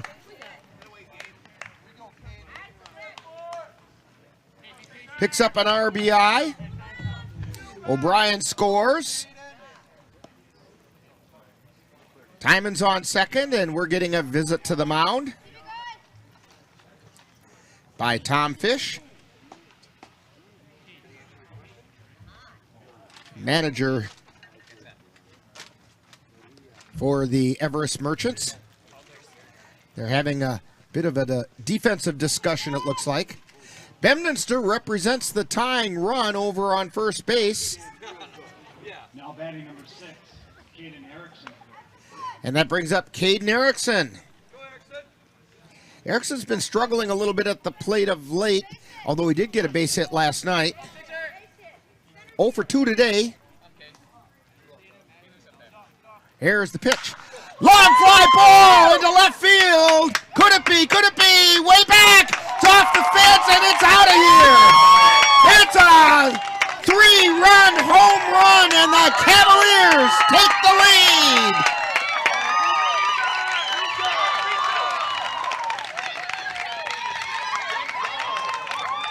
A 3-run shot for Caden Erickson. His first home run of the season, and what a time to deliver. And the Cavaliers have moved into the lead.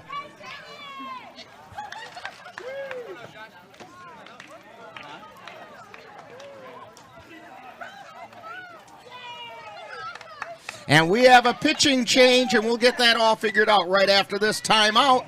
You're tuned to Cavalier Baseball on the Northern Light Webcasting Network and NLWN-TV.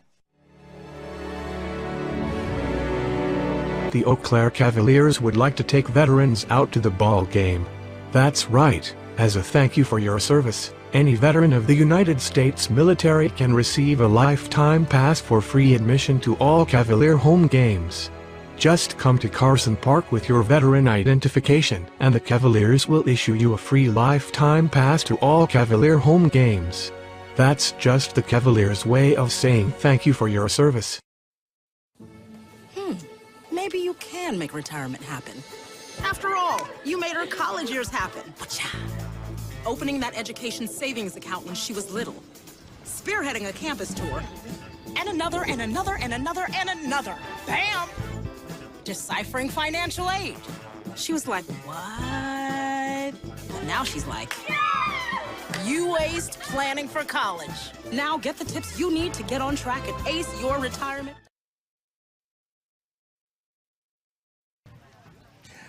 The new pitcher for the Everest Merchants is Tom Fish. And the top of the order for the Cavaliers is Josh Garcia.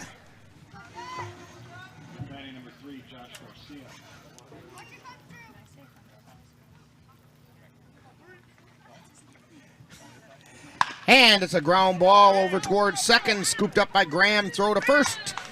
And that takes care of Garcia and the Cavaliers in the 7th inning.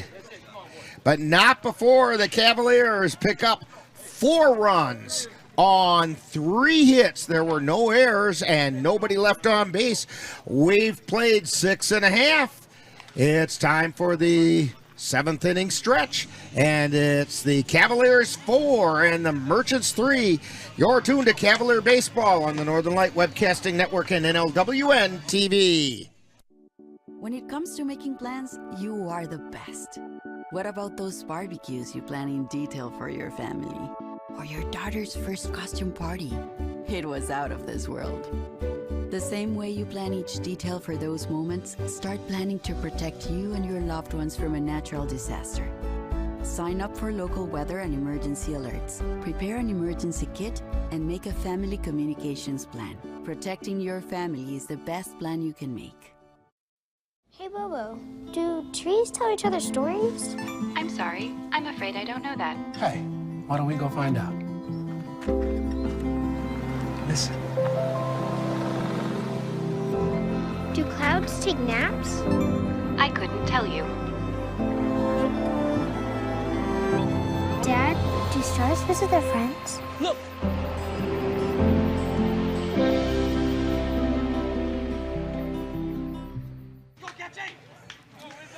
And we have a new pitcher for the Cavaliers. Austin Getch comes in. Cavaliers with a 4-3 lead, and the first pitch is swung on and fouled back. Leading off is the designated hitter, Matt Witter, and he's 0 for 1. He walked and struck out. Numbers for Jackson Vance today. Here's the 0-1 pitch. Foul back, strike 2. Vance threw 6 innings, gave up 3 runs, all of which were earned. On 4 hits, he walked 2 and struck out 7. A nice outing for Jackson Vance. And here's the pitch. Ground ball to second. Erickson picks it up, throws it over to first in time for the out. By the way, the numbers for Heinrich Walder for the Merchants, he went 6 2/3 innings, gave up 4 runs. All 4 were earned on 4 hits, walked 2, struck out 4. We're back to the top of the order, Tanner Graham. And he grounds it over to third, scooped up by Yeager, throw to first in time. So Graham is 0 for 4 on the day. Latendrus, Owen Latendrus. He's got one of those names. It's going to take me forever to figure out how to say it. He's 0 for 3. Foul ball.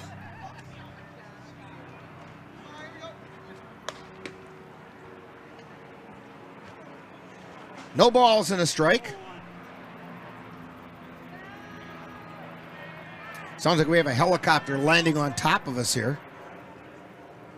Here's the pitch.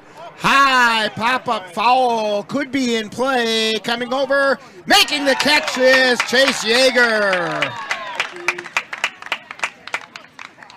And that's 3 down. 3 up, 3 down for the Merchants. And we've completed 7 innings, and it's the Cavaliers 4 and the Everest Merchants 3. You're tuned to Cavalier Baseball on the Northern Light Webcasting Network and NLWN-TV. High school football action is coming your way on the Northern Light Webcasting Network and NLWN-TV. Coming up on Friday, August 19th, the Colfax Vikings will travel to Whitehall to take on the Whitehall Norse. Coverage begins at 6:40 p.m. with Viking pregame. That's live Colfax Viking football on Friday, August 19th, on the Northern Light Webcasting Network and NLWN-TV.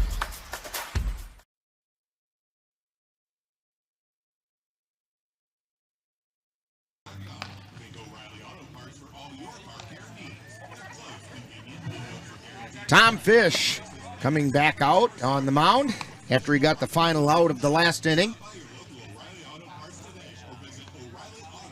Leading off for the Cavaliers in the top of the 8th inning will be Ben Boda, followed by Cooper Kapanke and Gabe O'Brien.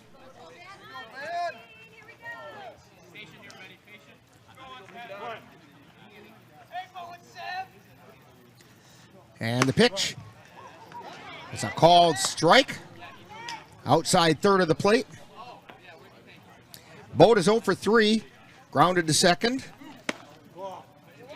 And the pitch is a ball. 1 ball, 1 strike. Grounded to second, struck out looking, and flew out to center field. Here's Fish's pitch. And that's low for a ball.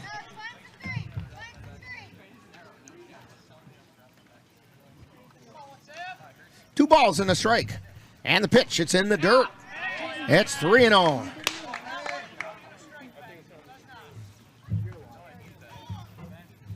Or 3-1, I should say. And the 3-1 pitch. That's a strike called. Count goes full now to Ben Boda.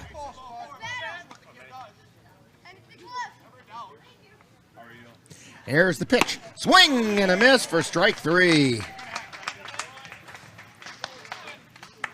That's going to bring up Cooper Kapanke. Kapanke's 0 for 3. Fouled out to left. Then flew out to left. And flew to center. A fly out of right would be nice, spreading it around and flying it out of right field. That'd be a long shot, but that'd be good. Here's a hard shot right up the middle, but it's picked up by the shortstop. Throw over to first. Latendrus gets it over to Langben for the out. That's going to bring up Gabe O'Brien. O'Brien got things started last inning with a double to right.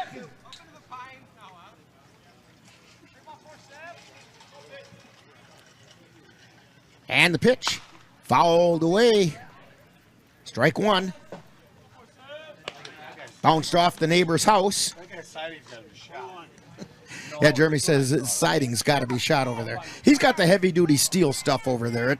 It's got to be all right. And a foul ball on the left side. over by the stone wall. No balls and 2 strikes, 2 down. To Gabe O'Brien. Fish winds and fires. High and inside, and O'Brien says it got me. The umpire says, no, it didn't. Nice try there, Gabe O'Brien. Here's the wind and the 1-2 pitch. Pop foul. Possibly play a ball just out of play. Count remains 1-2.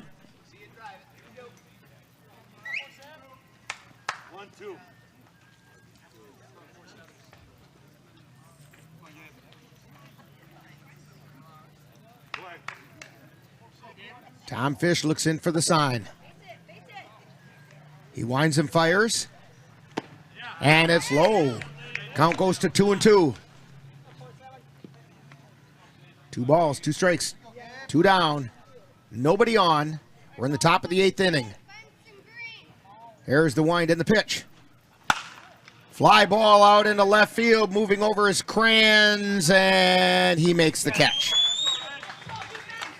So for the Cavaliers, no runs, no hits, no errors, nobody left on. We move to the bottom of the 8th.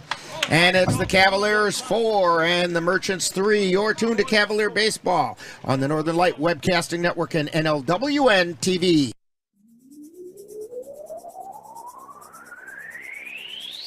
You're tuned to the Northern Light Webcasting Network and NLWN-TV. We use advertising revenue to make this service available to you.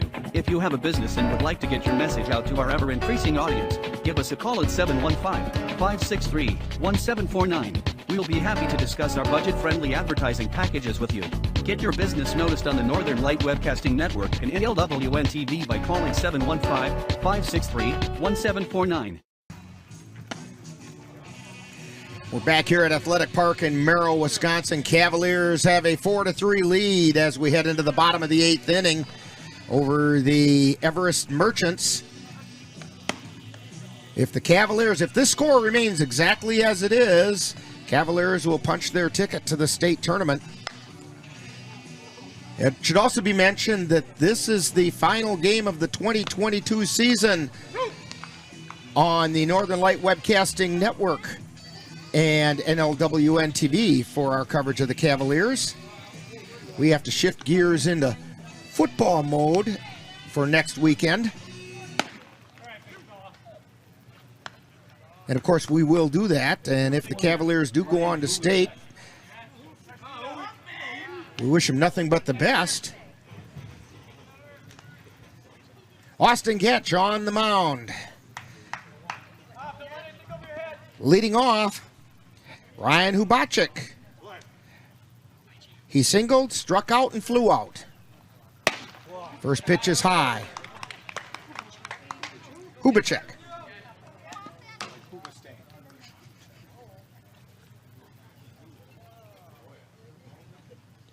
There's the pitch. Ground ball over to third.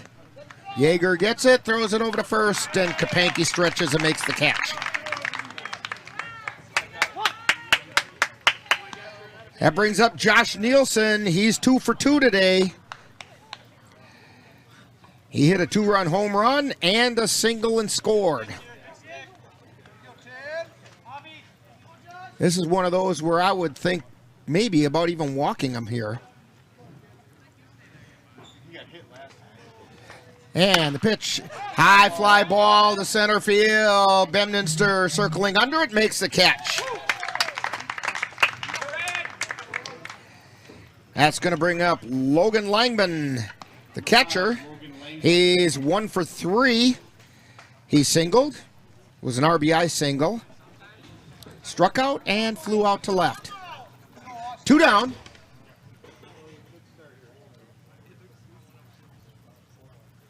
Catch with the wind and the pitch.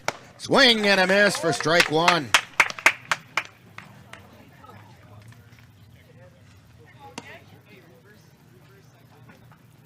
Austin Getch on the mound. He winds and delivers. Fly ball out into left field. That's going to fall in for a base hit. Bemninster cuts it off and gets it back in. And Langman checks in at first base. And that's going to bring up Brandon Kranz. Kranz is 0 for 2. He did get hit by a pitch, and then he's flown out to right field and center field.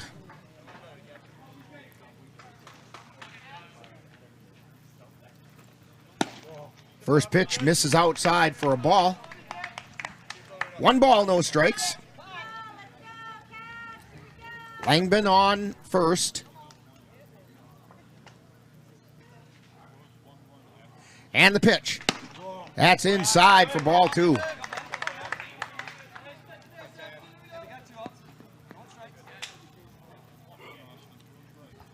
Two 2-0 is the count. Austin Getch at the belt. And the 2-0 pitch. High pop up. It's in play. Cooper Kapanke under it. Makes the catch. And that'll do it for the bottom of the 8th inning. No runs, 1 hit, no errors, 1 left. We've played 8, and it's the Cavaliers 4 and the Merchants 3. You're tuned to Cavalier Baseball on the Northern Light Webcasting Network and NLWN-TV.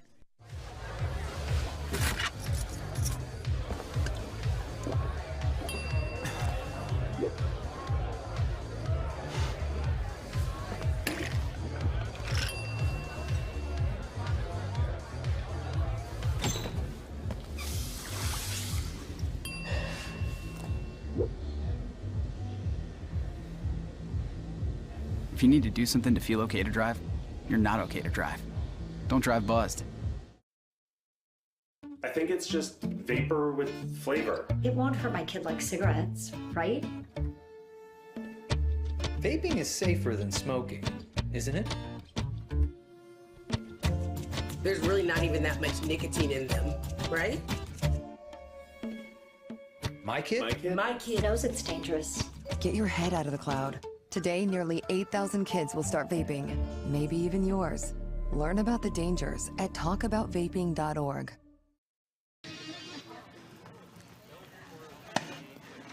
So we head to the 9th inning here in the WBA Regionals from Merrill, Wisconsin. Cavaliers leading the Everest Merchants by a score of 4-3. To get your lawn or garden to perform like... Stepping up. Cassie's getting itchy fingers over here. Is Ethan Kjellberg, and the first pitch is a called strike. Kjellberg is 0 for 3. Here's the pitch. And that one misses. Counts even at 1-1. Kjellberg has struck out, flew out, and got on an error. Here's the pitch. That's high for a ball. 2-1.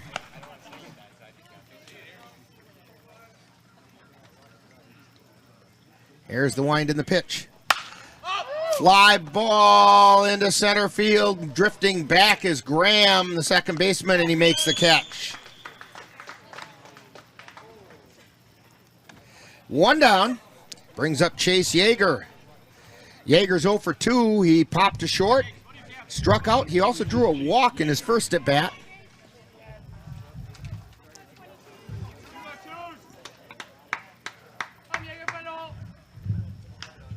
As he told us in his Cavalier profile interview earlier this year, with a last name like Yeager, his superhero name is Jaegerbomb. Could use one right now.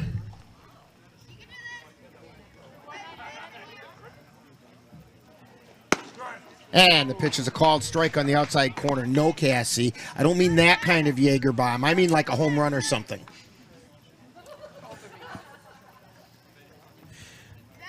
Here's the wind in the pitch. Swing and a miss. Strike 2, 3. Strike 3. Yeager goes down. Brings up Cole Timon. Timon's 0 for 2. Struck out.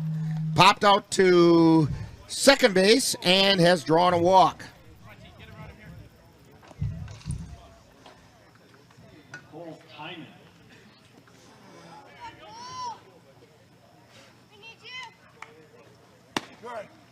And it's a strike called.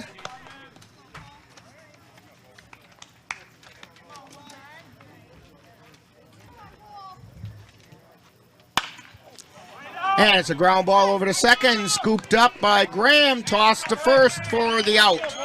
So Timon grounds out 4-3, and we're going to head to the bottom of the ninth with the Cavaliers carrying a one-run lead, 4-3.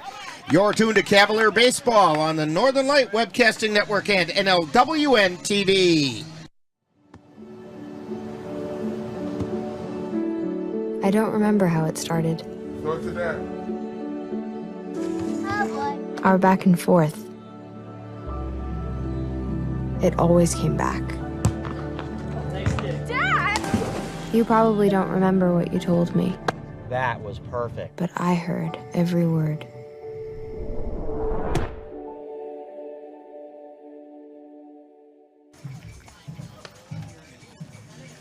So we head to the bottom of the ninth. Due up for the Merchants is Coleman Schilling, Connor Langman, and Matt Witter. The bottom third of the lineup. Got an update on that Eau Claire Bears score. We finally got the score. Bears drop one to the Washburn Sharptails 8-7 in 10 innings. And after 2 innings, it's the Chippewa Falls Lumberjacks and the Prescott Pirates all knotted up at 1 each.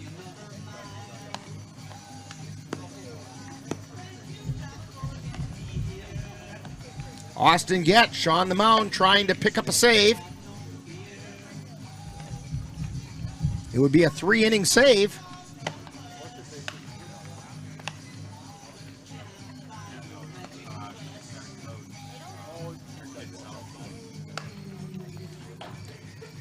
And Jeremy over here saying this game's going to go extra innings, which would be par for the course for this ballpark this weekend.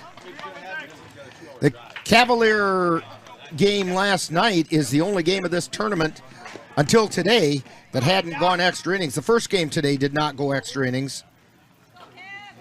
So of the 5 games played, 3 have gone extra innings. Well, yeah, 5 games played. This is game number 6. Stepping in for the Everest Merchants is Coleman Schilling. Schilling is 0 for 1. He hit a sacrifice bunt, walked, and grounded to third. First pitch is just a little bit outside. 1-0 is the count. Getch winds and delivers. Strike call. Getch, the tall, lanky right-hander. That ball comes from straight overhand. And it's a ground ball foul down the third base line.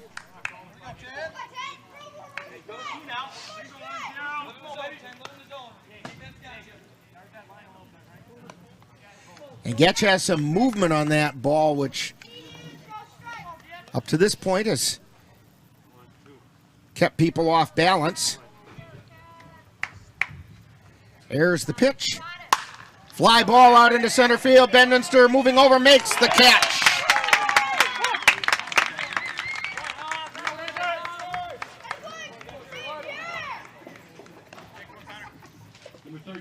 That's going to bring up Connor Langman.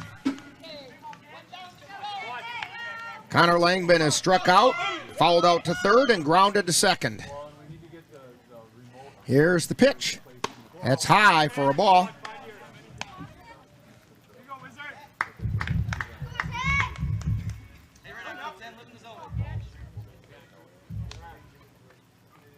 Here's the wind and the pitch. That's high, ball 2.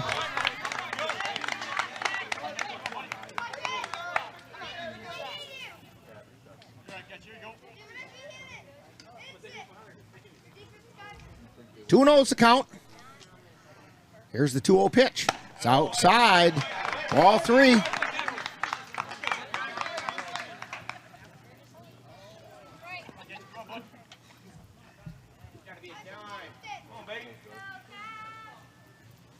Here's the wind. And the 3-0 pitch. That's a strike. Oh, he called it a ball. Oh, my goodness.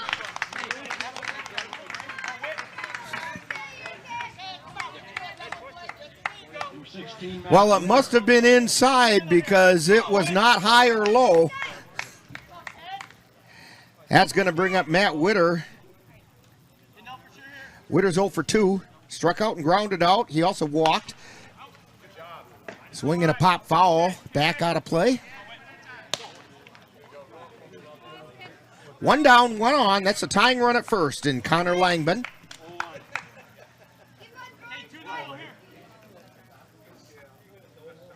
Getch looking in and fires. Just missed the inside corner. 1-1's the count. We're in the bottom of the 9th inning. Cavs up by 1. Here's the pitch. Pop up. Moving over to make the catch is Ben Boda. 2 down, and it's all up to Tanner Graham for the Merchants now. Graham is 0 for 4, struck out twice, popped to third, and grounded to third.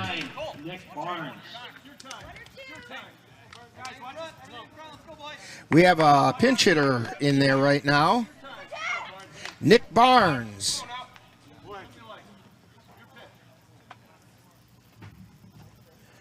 Here's the pitch. Oh, that didn't miss by much. I called it a ball.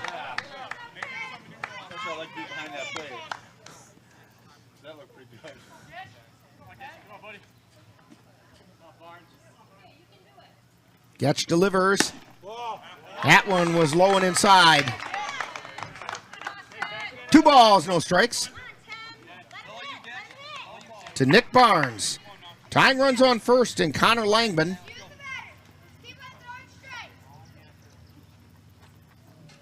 And the pitch.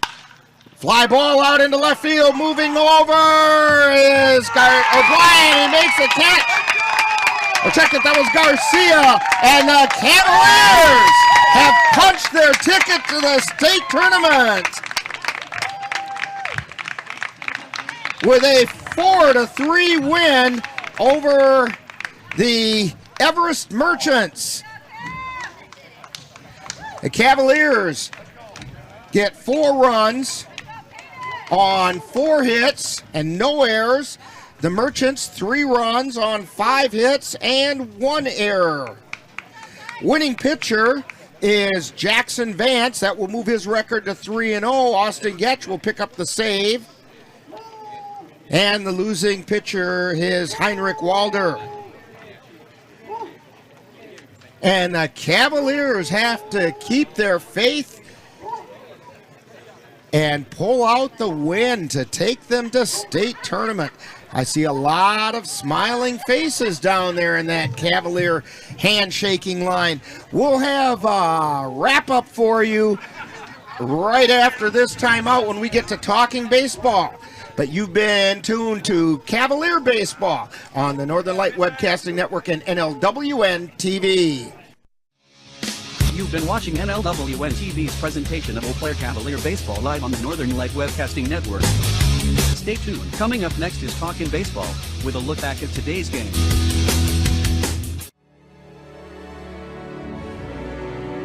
The Eau Claire Cavaliers would like to take veterans out to the ball game.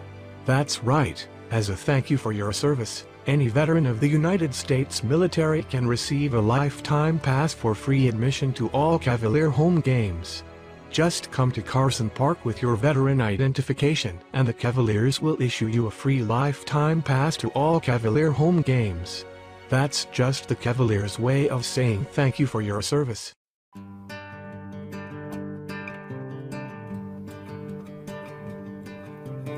Time now for Talkin' Baseball with a wrap-up of today's Eau Claire Cavalier game. And now, back out to the ballpark. And we're back here at Athletic Park, and the season continues. Cavaliers punch their ticket to the state tournament unless there is something that I'm not aware of. But according to what I understand, the rules are the tiebreaker is points allowed or runs allowed, and the Cavaliers have allowed 8 runs. We have a 3-way tie. All 3 teams in the Cavaliers pool finished 1-1. Cavaliers allowed 8 runs. The Everest Merchants allowed 9 runs. And the Spring Valley Hawks allowed 10 runs. So the Cavaliers allowed the fewest runs, and that means they get to go to state. And they kind of knew that's what they had to do today. They had to win today's game as well as hold the Merchants to 4 or fewer runs, and that's exactly what they did. And they got the job done. A real nice pitching performance today by Jackson Vance. He went 6 innings. He did give up 3 earned runs on 4 hits. Walked only 2, struck out 7. Had good command from the mound. Austin Getch came in and picked up a 3-inning save and preserved the win for the Cavaliers. A big, big victory. And let's not forget Caden Erickson's 3-run home run in the 7th inning to put the Cavaliers in the lead. Erickson got all of that one. We're going to be able to have a chat with Cavalier manager Pete Bartingale in just a couple of minutes once he gets up here, and we'll talk about the upcoming state tournament.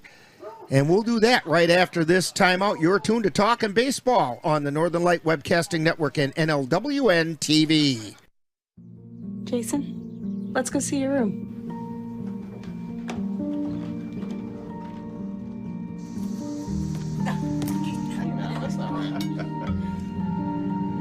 How was it? Is it good?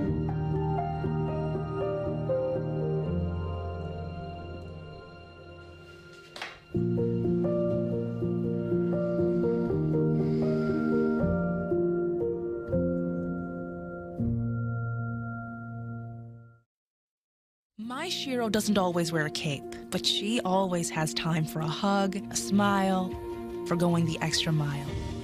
My Shiro stretches every dollar, puts in long hours, puts others first. But now it's your time, Mom. When you're ready to retire, we want you to be able to enjoy it. It's time to start saving now. A free 3-minute online chat can give you the personalized tips you need to start boosting your retirement savings today. Visit aceyourretirement.org. Meet the scan, a simple procedure whose mission is to detect lung cancer early.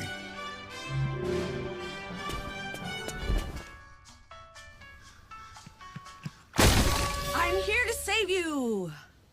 But I feel fine. That's great, but you may still be at high risk for lung cancer. Oh man, that's a new fence. If you smoke, early detection could save your life. Learn more at savedbythescan.org.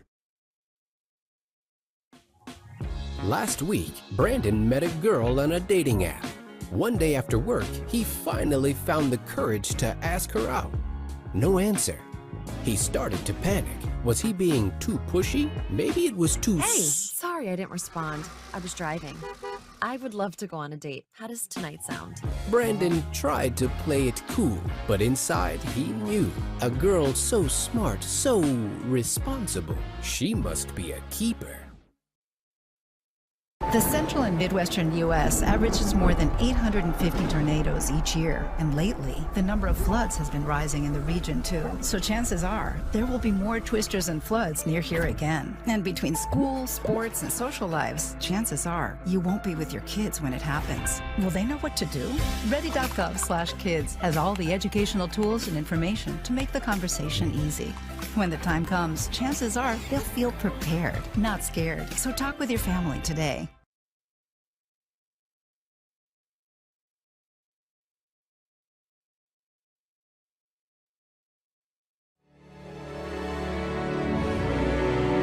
The Eau Claire Cavaliers would like to take veterans out to the ball game.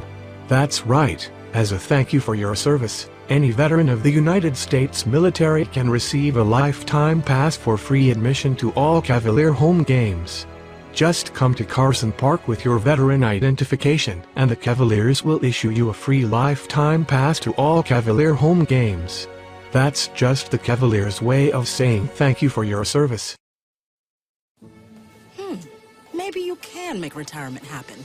After all, you made her college years happen. Opening that education savings account when she was little. Spearheading a campus tour. And another, and another, and another, and another. Bam!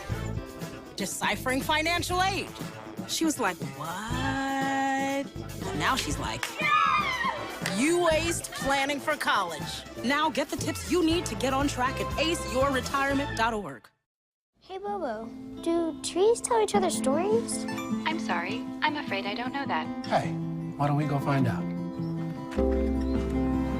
Listen. Do clouds take naps? I couldn't tell you. Dad, do stars visit their friends? Look.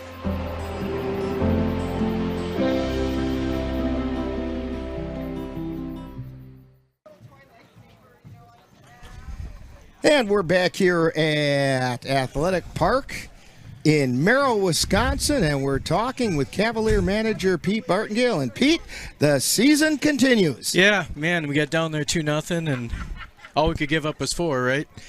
So that's the way I understood it. Me too, but I just give Vance a lot of credit for coming in and pitching a whale of a game, and he's a battler. I've enjoyed coaching him all year. A lot of family pedigree there. And then I can't say enough about Austin Gatch. He's just pitched so well all year. Did I put him 8 in a row for this beautiful 3-inning save. Yeah. And Vance picks up a win and 6 innings. He only walked 2, only gave up 4 hits, struck out 7. Yep. That's a heck of a performance. Yeah, he just pitched really well, and he's a battler. And I just had a good feeling about him this morning, and he's just kind of had a different look in his eye the last month. So, in St. Mary's may want to start pitching him, but he's kind of a guy that can do everything. He can pitch, he can play outfield, he can do it all for you. And like I said, if he'd work out 4 days a week, he's got a great stick, and I'd like to work with him more this week and get him going for next weekend. Now, how about Caden Erickson coming through in the clutch? Yeah, when that was first hit, I did not think that was gone, but it's just the ball kind of carries to left field here for some reason. Well, and it's also a little bit of a short porch to left, but it had a nice launch angle, but I swear that had to be an off the glove and over the fence. I believe so. I was watching him, and he hit the fence, and I think he had it, but then it went off his glove, and you know what? We'll take it. We'll take it. I've been saying to you all year the ball hasn't been bouncing our way. That time it did. That one time it bounced our way. And it couldn't have picked a better time. Right. That put us at 4-3, and I'm just glad that we get to continue the season. It's just always kind of a Debbie Downer, and the season's over, even though I've been doing it for 6 months. But just glad we can be with this great group of guys. And now you're taking them to state. Yeah, I was praying down there to Saint again. I was just saying, Saint, one more out, Saint. So and he's come through for you a couple times now. I've only played that card a couple times, but I'm probably running out of cards here. But it's been a little bit of an up and down season, but that was to be expected with all the new players and new faces. But as I told the guys, I think we're kind of coming together, and they're starting to realize we got to rely on each other. And this is the time to do it. You want to be peaking when it's all on the line, and that's where you're at right now. Yep, and we kind of played it. It was an odd game to coach because you only could give up 4 runs, so we kind of played the outfield maybe to our best defense because we put Javi in the game and kept Garcia out there, and Kapanke has been a little off and on a little bit hitting this year, as camp has, but he'll come around for us, and but I'm just proud of all our guys right now. And again,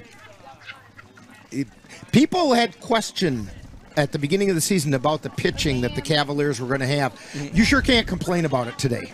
No, I haven't really complained about it all year. We've talked about Costley. I'm just saying other people looking in were saying, who do you have to pitch? Who do you have to pitch? Right. And lo and behold, you had pretty solid pitching all year. What happened with that problem is we had to start relying on other people to pitch. Like Vance had to take that next step, Getch had to take that next step, and sometimes when you do that, that just makes your team stronger. Well, and you were following in the shoes of Tanner Halverson and Paul Petit and Hesselman. Who were and Carter Hesselman, who would have been with us this year had it not been for some nagging injuries. But it makes it those are tough shoes to fill, and these guys stepped up and did it. Yep, they stepped up and did it, and I kept saying that to them all year. They're really good players here, and we can't worry about the players that have left, and we just got to keep moving forward and keep building. You're busily doing some more recruiting for next season even. Yep, we've got a couple commits already for next year, and then we're also starting our fall program. We play September 9th in the city, so we got about 12 young players going to be playing with us. So my goal is to just keep recruiting players and keep getting more and more individuals wanting to play for the Cavaliers, and I think that's just a positive for the Cavaliers as a whole. So when will we know the reseeding for the state tournament and where you guys are going to end up playing? Well, my understanding is it's down in the La Crosse area. I think it's at 4 different locations. It's at 4 different locations. Yeah, I believe we've got Viroqua, Onalaska, Sparta, and Coon Valley. Yeah, so I think we should know more by probably Tuesday-ish, maybe after the banquet tomorrow night. And, okay. And we'll certainly let the Cavalier Nation know, but it'll be fun. It'll be fun. I'm not sure how we'll get seeded, but I know that with only 12 teams left, right? Right, that's it. Yeah, so we're in the final 12, and I think that's a feather in our cap for our program right now. And unfortunately, we're not going to be at any of those games to broadcast because we got to shift gears and move over to football. Okay. But I'm gonna miss you, Rick. Don't be surprised if we're down there watching the games. We've built a great friendship here, and I think it's so. Gonna be hard. And I can't wait till next season. Yeah. And boy, it sure would be nice to be going into next season as the defending state champs. Well, we're certainly going to try. You know that. And well, hey, you're the defending pool champions going in, and so you're a state qualifier, and that's a good step in the right direction. So. Yep, we're certainly excited. All right, well, Pete, go celebrate this one, and congratulations. Good luck down at the state tournament. All right, thanks, Rick. And you're tuned to Talkin' Baseball. We'll have more right after this timeout. You're, like I said, tuned to Talkin' Baseball on the Northern Light Webcasting Network and NLWN-TV. I think it's just vapor with flavor. It won't hurt my kid like cigarettes, right? Vaping is safer than smoking, isn't it? There's really not even that much nicotine in them, right? My kid? My kid knows it's dangerous. Get your head out of the cloud. Today, nearly 8,000 kids will start vaping, maybe even yours. Learn about the dangers at talkaboutvaping.org.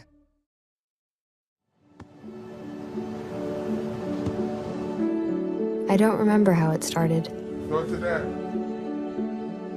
Oh boy. Our back and forth. It always came back. Dad! You probably don't remember what you told me, That was perfect. but I heard every word.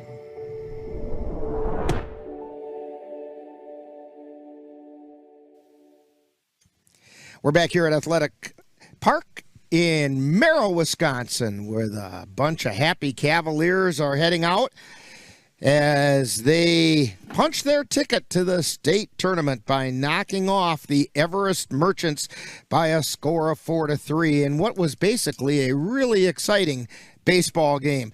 I remember turning to Cassie about the 7th inning just after Caden Erickson hit his 3-run home run, and I said, you know, if nothing else, we have an exciting game going on here, and she agreed with me on that one.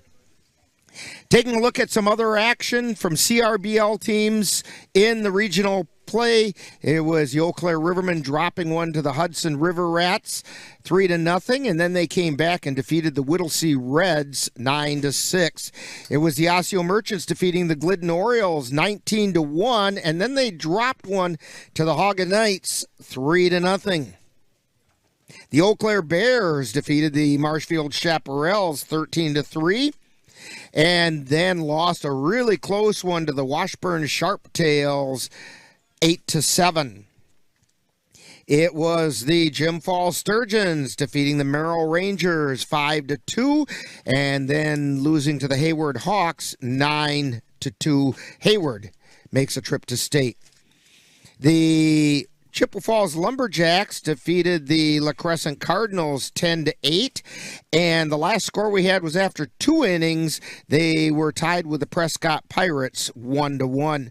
It was the Tilden Tigers 12, the Rib Lake Osprey 2, and we have no score of the Tilden and Viroqua game.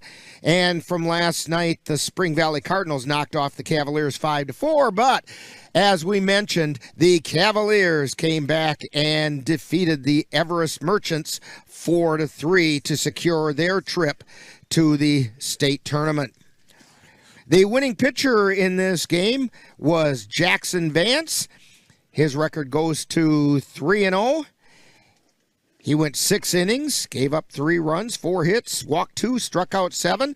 A 3-inning save for Austin Getch, who went 3 innings, didn't give up any runs, only allowed 1 hit, did not walk anybody. He also didn't strike anybody out. And the losing pitcher was Heinrich Walder for the Merchants. So the Cavaliers head to the state tournament with a record of something that I have around here. Well, here we go. It was hiding on me. Cavaliers are heading to the state tournament with a record of 18 wins and 11 losses. And, you know, once we get into tournament play like this, you just never know what's going to happen. So that's going to wrap it up for us on the Northern Light Webcasting Network and NLWN-TV with our Cavalier coverage this year. Good luck to the Cavaliers at the state tournament. For Cassie Johnson-Nelson and Jeremy DeGrosse. Also for Ann Monroe and Dan Petchow, although they weren't with us today, they've been with us all season long. Your final score today, it was the Cavaliers 4 and the Everest Merchants 3. You've been tuned to Talking Big. Well, wait a minute. I'm not done yet. I got more things to tell you about. You know, I can't. I'm one of these guys that just has to keep on talking. Don't forget to join us on the Northern Light Webcasting Network, audio service, and NLWN-TV next Friday, August 19th, as we bring you Colfax High School football as the Vikings travel to Whitehall to take on the Whitehall Norse. Coverage begins at 6:35 with the Viking pregame, followed by all the live play-by-play action. Also, don't forget, coming up on Halloween night, the Northern Light Webcasting Network and NLWN-TV, we present our 2nd annual Halloween Spooktacular, featuring some of the best classic Halloween-themed old-time radio shows. It all starts at 7 on Halloween night on the Northern Light Webcasting Network and NLWN-TV. Today's Geno's player of the game was Josh Garcia. Now, Josh did not get any extra base hits, but stop out to Geno's Pizza at the intersection of Highways 93 and I-94. Mention Josh's name. That's Josh Garcia, and you'll get yourself a free soft drink. Today's Eau Claire Cavalier baseball game has been brought to you by Geno's Pizza, right next to Action City, and voted best pizza in the Chippewa Valley for 5 years in a row. Midwest Environmental Consultants, lawn care and soil testing experts for the Chippewa Valley. Mom's Restaurant and Pub in Colfax, comfort food the way Mom used to make it. Muldoon's Menswear on Hastings Way, where the well-dressed men of Eau Claire shop. Royal Credit Union, where they're different in a good way. Be sure to thank these fine sponsors for bringing you Eau Claire Cavalier baseball on the Northern Light Webcasting Network and NLWN-TV. Once again, on behalf of Cassie Johnson-Nelson and Jeremy DeGrosse, Dan Petchow, Ann Monroe. This is Rick Olson. That final score once again, Cavaliers 4, Everest Merchants 3. You've been tuned to Talkin' Baseball on the Northern Light Webcasting Network and NLWN-TV.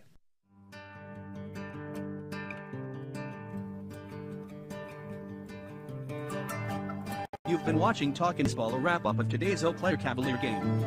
This has been a production of NLWN-TV.